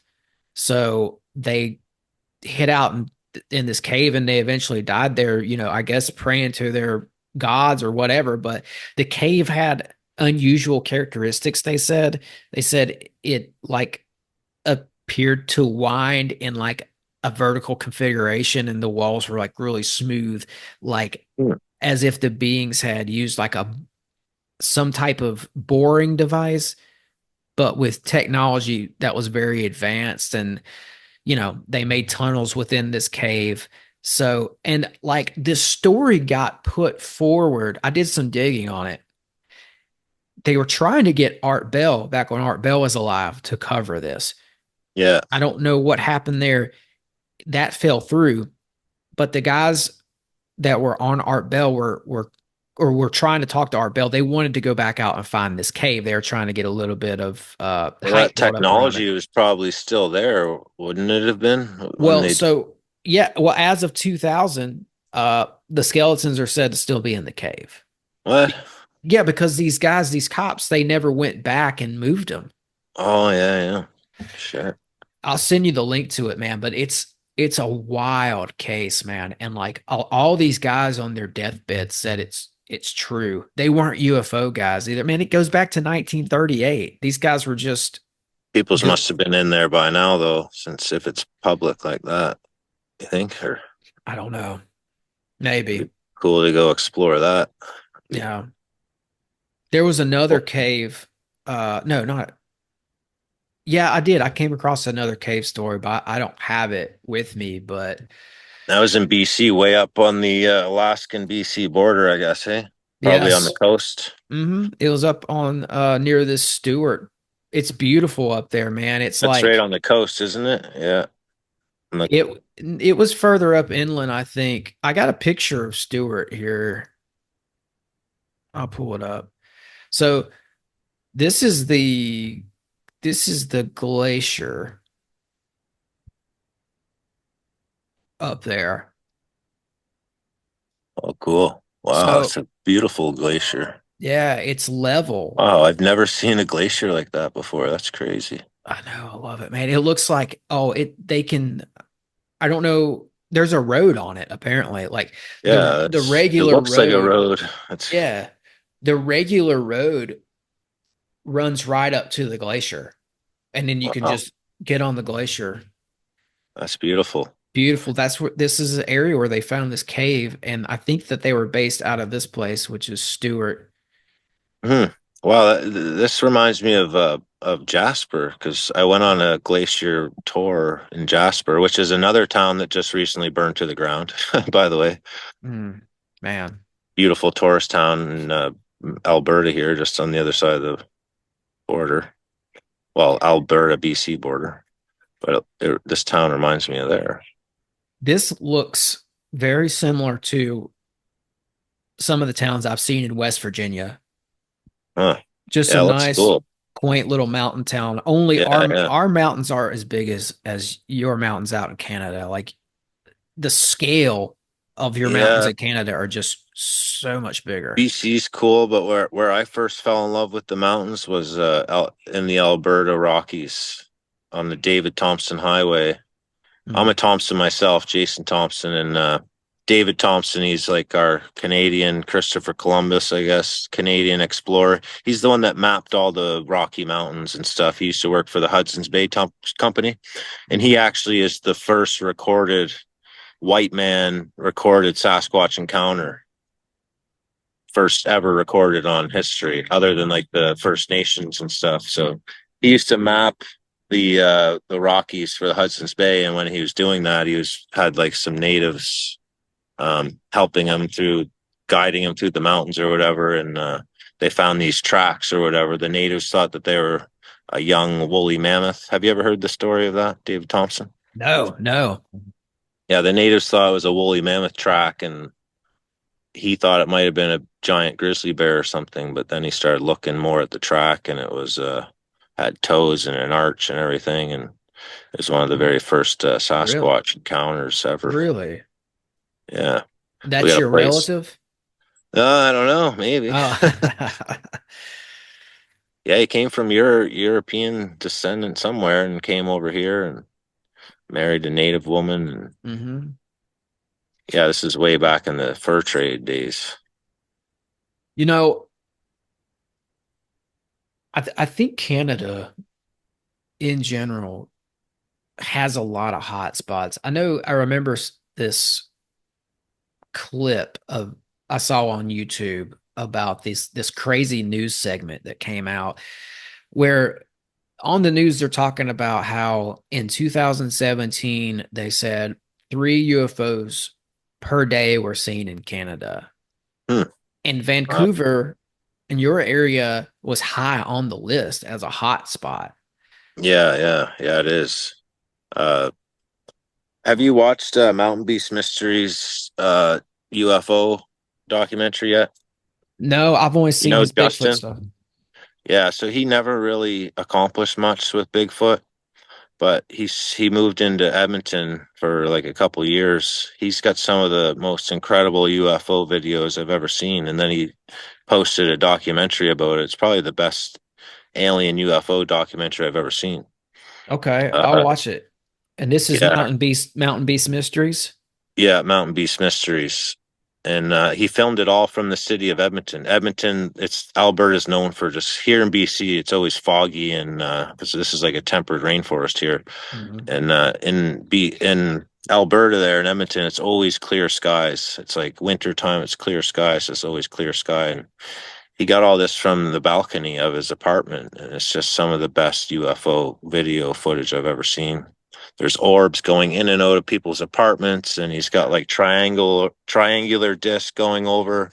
And what he talked about is how some of these ships they took on like an organic thing where they're like almost becoming like bird-like and moving like birds and things like that, and almost moving like things that you would see in the water. I have video of some things too I consider UFOs, but some of them they move almost like a fish or something that you'd see in the water, but yet they're moving through the sky. Hmm. Uh, you got to check. Everybody should check that out because yeah, it's I will uh, watch that tonight. I yeah, love his stuff, man. You know, yeah. He I never used to, really he never really had that Sasquatch encounter that he had, but yeah, that alien stuff, man, like that is it's great. yeah. His some of his stuff, like I used to put it on at night Oh yeah, it's perfect for because I that. would just relax and just watch his I do that with your channel too sometimes He's because like a professional photographer or something too. Like he's got all the gear. I just rock a drone and a iPhone. yeah. But like going back to that news segment, because it really stood out to me that they were openly talking this way about UFOs on the news. They said something along the lines of Vancouver, Montreal, and Toronto are cities on the extraterrestrial highway. Huh. And Cool. I was like, wow, I can't believe I'm seeing this on the news. Yeah, yeah. That was probably recent, wasn't it? Since they started, I It half was that. 2017. Mhm. Okay. Yeah, now that they're going all public with the UFO stuff, I don't really believe half of the stuff they put Yeah. on the news. But yeah, that was a bit before. I remember when they first went public and they put that video that the army or whatever had there, that blurry video from the one of those fighter jets or whatever. It was Yeah. like one of the first videos they went public. Like that's garbage. I have better UFO videos than that. The one that they put public from our own Navy or whatever. Oh yeah, that's oh man, I know. It's almost like a slap in the face Yeah, with that foot. Like I I don't want to come out and say screw the Nimitz footage, but at the yeah. same time, it's just like, man, that There's it's they have way more than that. Like, come there's on. a reason why they showed that footage because it sucks. Yeah, That's yeah. why. That's brutal. Yeah, I mean you have to with some of that footage you have to sit through like 15 minutes of an explanation on how a camera in this F-16 Uh, works or whatever, yeah, It's like, come on. yeah. They won't No, release the good stuff. what do you think of that whole Vegas thing with the crash and then these Yeah. giant 7 foot tall grays running around? Well, the most compelling part of that for me was the footage that the cops captured on their body cams of that greenish orb descending from heaven. Hmm. I don't think I've seen that. That's what kicked this whole thing off was an officer was out on call and you could see it in the body cam. He's standing on the street. Across the street there's some houses and Yeah. like a tree and you see this thing. It's a green blur of an orb, just a green entity, right? Hmm. That just comes down and disappears behind one of the houses. And so that's Yeah, what kicked. I didn't realize it was on the cops body cam. That Yeah, makes it yeah. more legit to me, I guess, in a way. Yeah, I think if you look up Las Vegas body cam footage, you'll probably be able to find it for people who are interested. But that's what kicked the night off. That's why when you see the other footage where the cops show up to these, so these people, they say, they call the police, they say something's in their backyard or whatever. The cops show up and the cops are receptive to what they have to say. Yeah. One of the cops even says, normally I wouldn't take a call like this serious, but we've had some stuff happen tonight, some weird stuff in the sky, or something along those lines. So when the cops showed up to those people's house, they were already open-minded towards this, whatever this was, this phenomenon. Yeah. That brings something to me. I don't know how much UFO video you've seen online, but I was kind of searching for aliens in the water after my thing happened. And then there's not very many. And there was these two guys out in a rowboat, and there's this big green light in the water, and they're following the green light around. Have you seen that? And they keep No. following this green light around, this ball of light in the water, and then they boat right over top of it. And then there was an alien in the water in that green ball of light. And it like gave me flashbacks of my video. I I don't know. It was on YouTube. I found it, but you'd have to search like aliens in the water or something. I don't even know how I found it, but it just gave me like flashbacks of my own If that you own video that I found. But if you come across that again, please send it to yeah, me. I'll try to search that up again. It's creepy looking. And you know what? I think I should send you this this document of this 4chan whistleblower, man, because it's all about the water. These things are out there in the ocean, man, and like it's very it's very elaborate. It's almost like it's too elaborate to be a hoax. Oh yeah, for sure. With this guy's knowledge and everything. And basically what he did was he got on 4chan and he said, "All right, here's the deal." He just put out like a blanket statement. He's like, "Okay, this is who I am. This is who I used to work for," although he didn't name the company. And he's like, "We used to monitor this uh off-land UFO base." And he's like, "All right, Is that the ship in the triangle again, or is that yeah, yeah, something? yeah, it's the same one." Yeah. Cool. But he decided to just allow people to he did a huge Q&A. Hmm. So there's 40 pages, at least 40 pages of him answering people's questions online about monitoring this UFO out in the middle of the Atlantic Ocean. It's wild. And the UFO is the ship, Yeah, it's a UFO that makes little UFOs. and it It's sits on top of the water or like under the water. it's underneath. Uh, It's cool. underneath. Man, have you watched any like my kid? I got a daughter. She's like, um, she just turned 4 just last month, and so I've been watching. I find like little Sasquatch cartoons and stuff to watch with her. It's crazy how much stuff they throw in these cartoons. That's like, how Hollywood, they've always like hidden little stuff in movies and Mhm. stuff, and they do that in these cartoons too. So Yeah. one of them is Son of Bigfoot. It's a cool cartoon. And then there's the one called Smallfoot. Sorry, I got kind of ADD. I kind of jump topics and Oh, stuff. we're good, man. No, But But makes yeah, there's the sense. one Smallfoot about the Yetis and stuff, and there's a song in it done by Common, the rapper Common. He's an actor too, and Yep.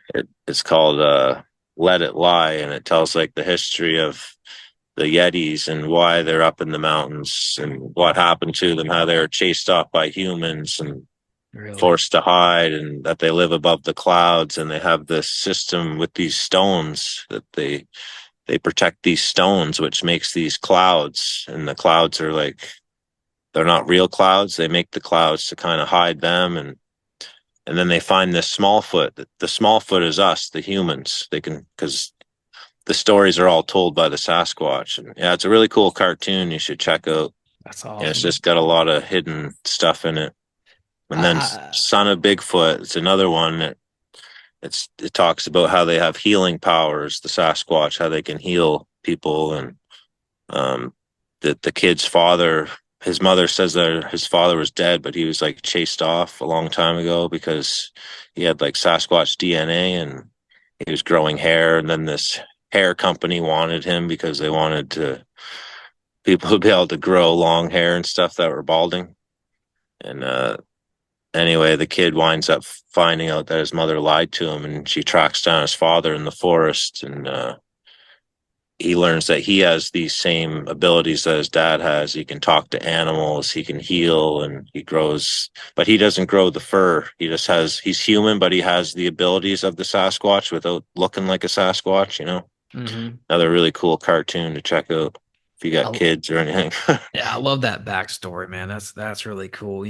It kind of reminds me of this case I've been looking into, and it's just kind of for fun. I found this legend. It's from out of Russia.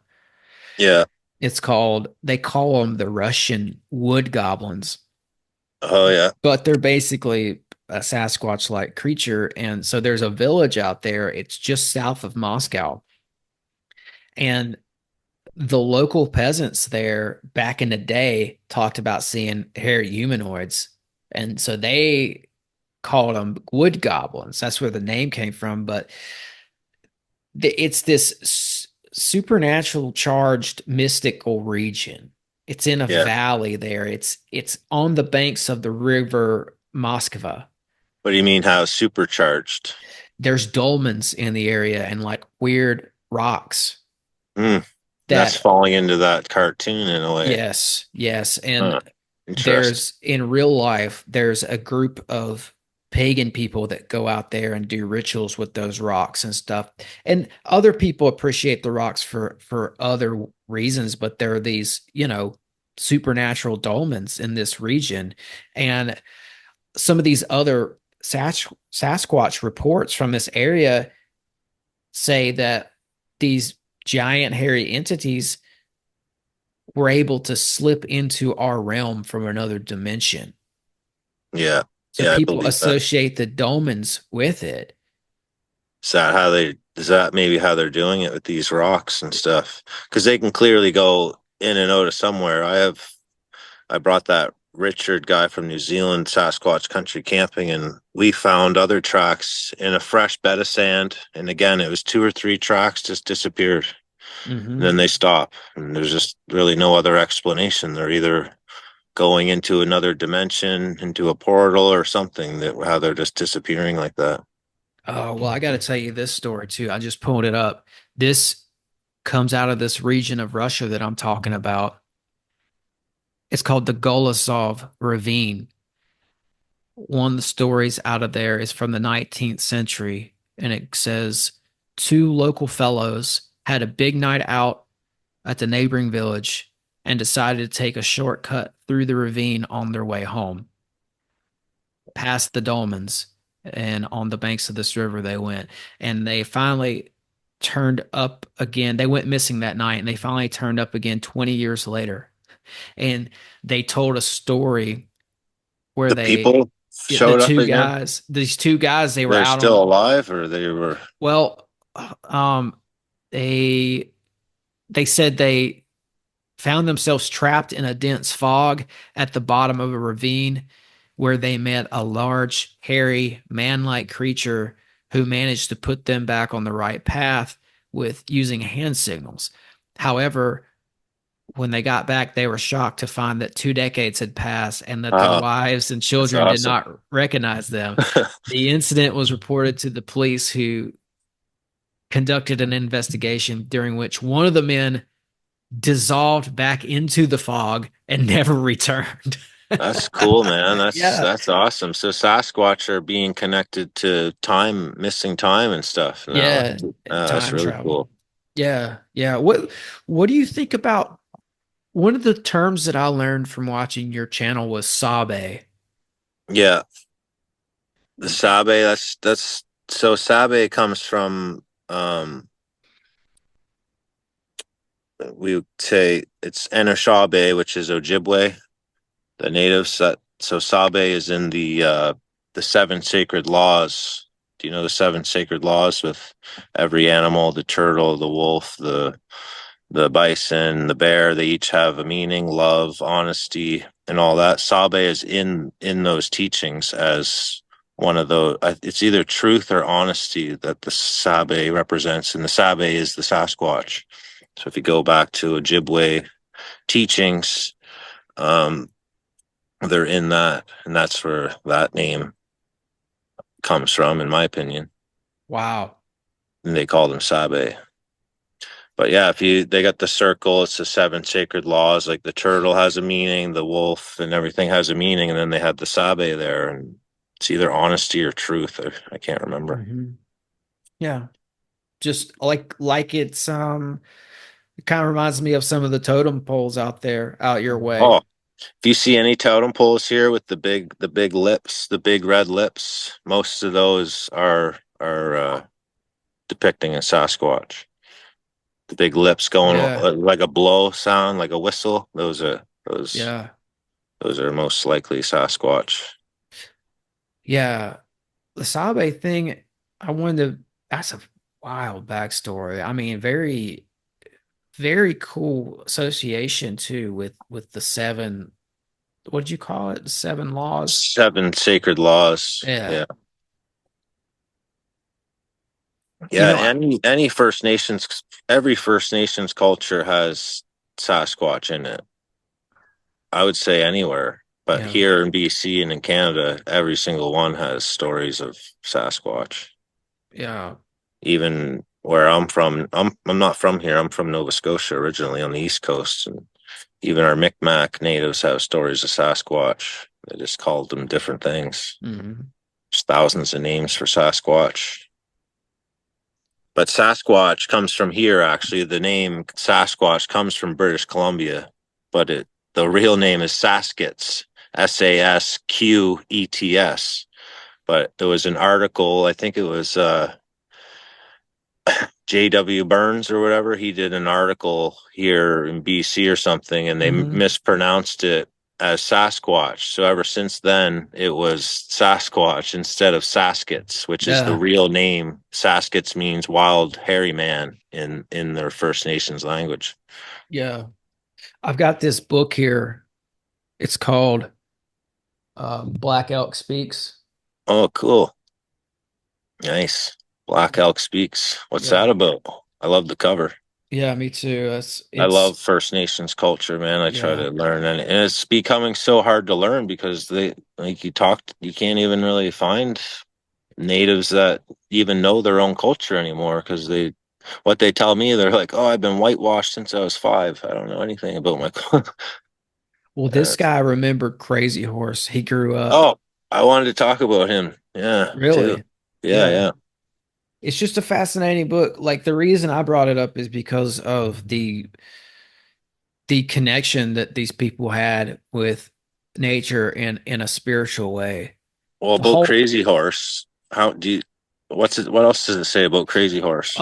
he remembered Crazy Horse and he rode alongside him in some of these battles they had. Well, Crazy Horse, he was shot at over like 200 times, and Yeah. he still had the ability that these Sasquatch have to go in and out of dimensions. That's why he was shot at over 200 times and never hit once. So Hmm. he still had these abilities, and that's why the government wanted to wipe his whole bloodline off the face of the earth because they don't like people having Yeah. these powers and abilities anymore. Yeah. Yeah. Yeah, that connection is any American who reads this book or any modern person who reads this book, you have to readjust the way you think about the world because these people are so spiritual. They're on a totally different level of existence than we Oh, are. yeah. Everything is spiritual to them. It's like this conversation that we're having today that some people might think is kind of weird or out there because we're talking about UFOs and Bigfoot.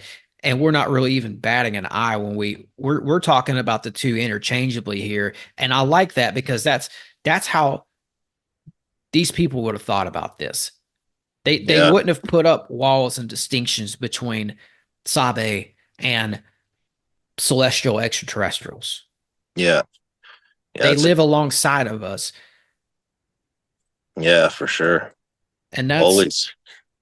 there's That's cool. no barrier like we have to. There's no taboo in here. You know, there's God, there's us, there's other entities, man. And it's like, I don't want to get Thousands. all spiritual, but like even in the Bible, it talks about the principalities of heaven. Yeah.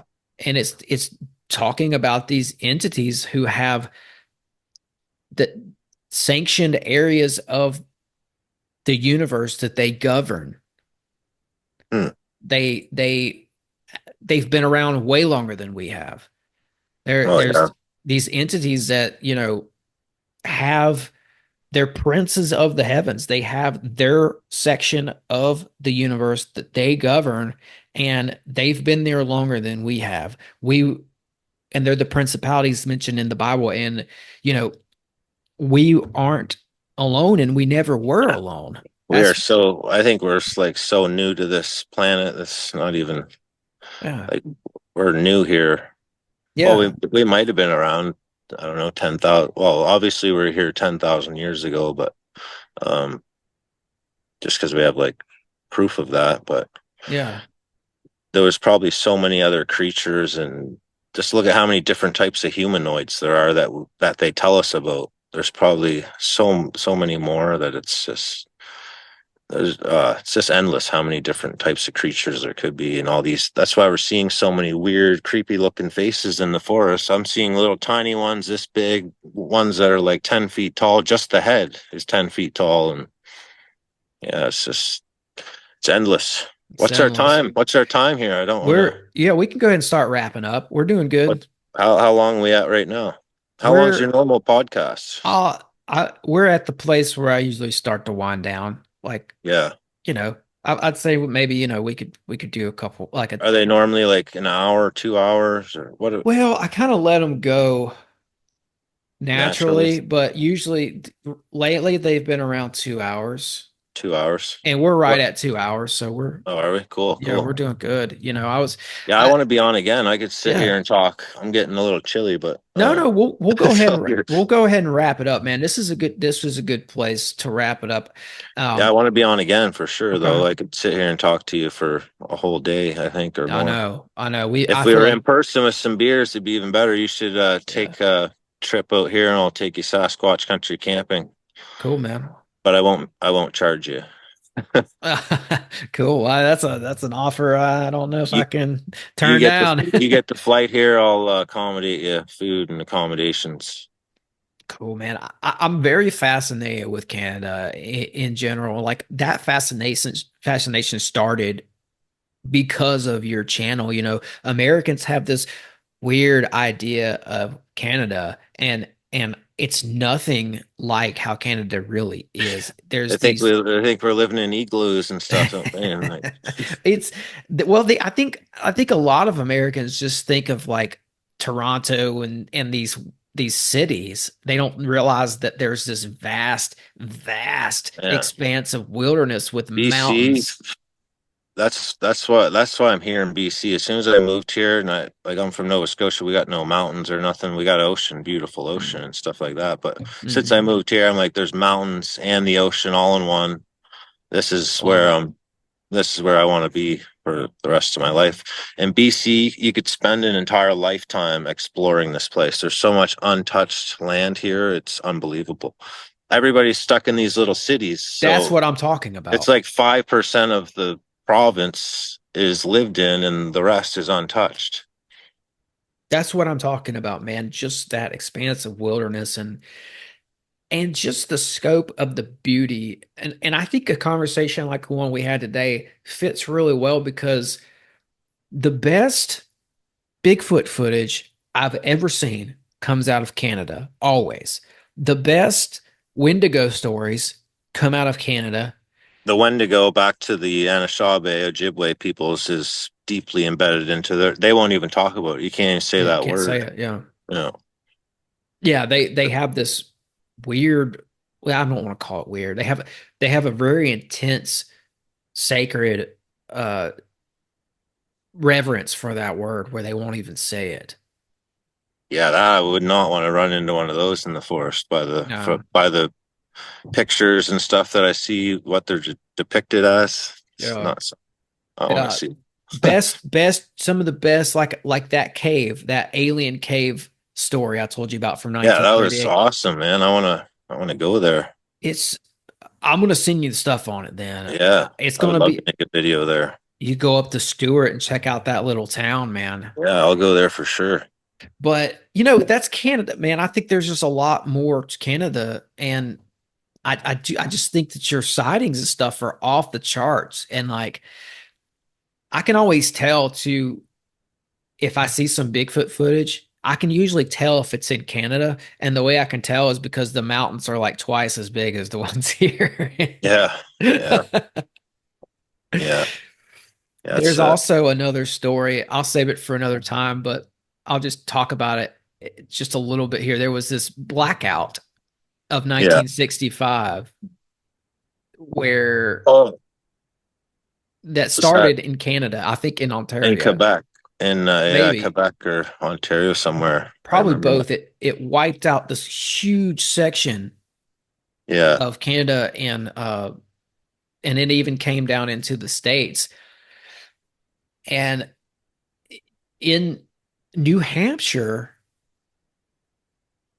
you have these sightings that people came forward with, these reports where they said they saw UFOs hovering over the power lines, and the UFOs were shining like a blue beam onto the power lines, and then all the power went out. hmm, And it's this blackout of 1965, and it started in Canada. It's just wild. yeah. But are these like government ships or are they real aliens? That's where Yeah. I'm at too. Like, Mm. obviously, our government has technology we know nothing about. Hmm. Or are they even government? I don't know. I don't like to call them government, like more like shadow government or Shadow something like government. that. But Yeah. Well, that goes back to this 4chan guy for me a little bit because this guy worked for this organization that was working alongside of our government in a yeah, secret capacity, but yet they were independent. And I think when you get these independent military industrial complex companies and you make them independent, you don't have to answer to Congress for funding. So they can yeah. keep the whole project black. Have you heard the Men in Black deathbed confession video yet? I tried to post it 4 different times and they blocked it every time No, because no. Where do I look for that? um I had it created. I made my own version of it, but it is online somewhere. I forget the guy's name, but supposedly he worked for as an FBI agent. He started dying or something, and he went public with his story and Wow. how a big percentage of the men in black are aliens. And you must have seen the footage of the two walking in the hotel there, their Yeah. faces and shit. Like those Hmm. dudes are creepy looking. Yeah, Those like ones would pale. obviously be alien, I would guess. One's guy face looks like it's half melting off, Yeah. like melting or something. But yeah, he Yeah. goes into detail about the reason it kept getting shut down for me because he talks. This video is made like 20 years ago. He talks all about the pandemic that just happened and the vaccines, and he gives the exact date when this stuff's going to happen too. And this is like an old interview that he did, and Oh, I got to he see talks this. about the children. I'm gonna try to remake it because I added like what's that new movie that they have out with Freedom something about the missing children. Yeah, I put in a bunch of clips with that while the guy was talking because he goes into detail about all the missing children and how they're being harvested. Hmm. But yeah, they would not let me post that video, and it like really hurt my channel trying to post it 4 different times. Yeah, when you get into that word, the Chrome word, they come down Yeah, hard. Like a lot of my friends who are podcasters, they all get shut down for saying that. That's like a huge no-no. yeah, we'll call it. What can we call it? Something else. But me and the guy from Hawaii, we talked a lot about that word We call it because adrenaline. Oprah Winfrey, she was like one of the first people to show up in Hawaii, passing out pillows to everybody, and then 2,000 children went missing. And Mm. she's supposedly a big time dealer of sort of that Hmm. product. Right, right. Well, before we wrap it up, let me You may ask you you may even this. just want to cut that right out because I don't want your Nah, channel to hurt. we'll figure it out. I can maybe blank it out or something. We're good. But Yeah, blank out the word. You should. Yeah. I gotta get this Men in Black deathbed confession. I gotta find that footage, man. If you got Yeah, it's anything on that, send it to I me. can send you the original link to it, but I really liked mine because I put like such a good I put such a bunch of work into it and put like background while the guy's talking, like of aliens and UFOs and stuff like that. But I'll I think Are it's you about to drop a Bigfoot documentary? I think you mentioned something about that. I'm gonna put one out tomorrow and Nice. it has your podcast. It says at the beginning that I'll be on your podcast and between 15th and 18th, 15 and 18th. What was it? 15th, Oh 18th yeah, and 23rd. Either the 18th or 23rd that'll be on your podcast. So for yeah. people to watch that. It's just me on a hike with a guy that's been having a lot of encounters, some with this like 20-foot tall Sasquatch. The best thing about this guy, he doesn't have a YouTube channel, he doesn't have any social media, and he shared all of his encounters with me and how they would come to his home and smack on the walls. And he rebuilt some hot springs in Harrison on Harrison Lake. Hmm. Harrison Hot Springs is what the town's known for, is the hotel that sucks up one of the hot springs and puts it into their pools inside their hotel. Anyway, he went out of his way to build uh, a rock wall for the locals to enjoy. So he found the source and he built these beautiful pools for the locals to enjoy the hot spring too, because the rich fancy hotel wouldn't do that for the locals. So he just did it out of the goodness of his heart. And while he's doing this, he does it at 2, 3 in the morning. I don't talk about this in this video, but I'm just explaining this guy that's in the video with me. He does it at 2, 3 in the morning, and because there's always tourists there, so they'll be ripping down the walls and tearing them down. He gets pissed and goes back and fixes it. But when he goes out at 2, 3 in the morning and repairs the hot spring, he has these beautiful encounters, he says, with the Sasquatch people. So that's the guy that I have in this week's video. I do it's probably one of my best voiceovers I ever did, I think. And I call it The Hills Have Eyes. All right. Nephilim giants and the watchers of the wilderness. I love that. Yeah. I'll be watching that for sure. I'll just tell people, man, like in closing, we live in a really crazy time. We live in a really crazy world. A lot of these truths are coming out, and like there's just a media that's suppressing it, and there's just a lot of BS. But in the Some people middle, just won't accept it and they're not meant to accept it. I think these things are only for people that it's not for everyone. yeah. Everyone can't see these things. That's what I started to learn too on posting stuff on Facebook groups. Some people can't see these things because they're not supposed to see them. Hmm. They're just not supposed to. They're not awakened, I guess you could say. Yeah, the spirituality has been and just a overall connection to nature has been stripped out of modern man. Yeah, and that's why the natives they have the real knowledge. Like even they lost it all too, but they had the real knowledge and the secrets to this planet and what we're supposed to be doing and how we're supposed to be living, and it's all been taken. Yeah. Yeah. Well, you have an awesome channel, man. I like having outlaws on my show. You're a real outlaw. You question the Yeah, narrative. You do your yeah, own thing. Like there's not another channel like yours. It's totally original. And I like it because you seek the unknown and you show the beauty in the world as well. And I can get behind that. So thanks yeah, for coming on and tell yeah. everyone Thanks where for they can having me, find you. man. Yeah. Yeah. Tell everyone where they can find you. You can find me on YouTube, Renaissance Man. Make sure you type it in as one word because everybody says I can't find it because they do two separate words. So Renaissance Man, one word. Hmm. And I'm on Instagram, Renaissance Man 902. And Actually, my Facebook's getting pretty big now. I'm on Facebook. Renaissance Man Truce is Facebook page, and I also have another Facebook group called uh, Missing UFO Connection, Sasquatch, Aliens, or something like that. It's all called.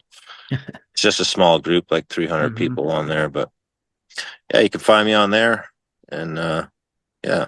Yeah, and on YouTube, sometimes I'll just type in Renaissance Man Canada.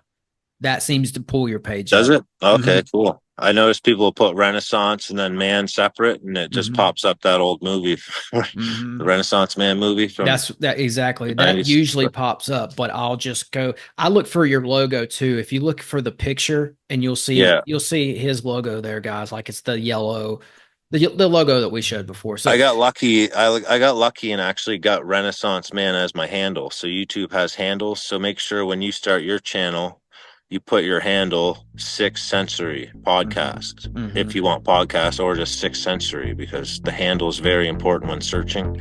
So I got lucky. If you type in Renaissance Man, one word, it should pop up my channel first thing on the top of the page. But okay, well, the handle's like the @ symbol and then your name. You can access all that when you're editing your channel on YouTube or whatever. Yeah.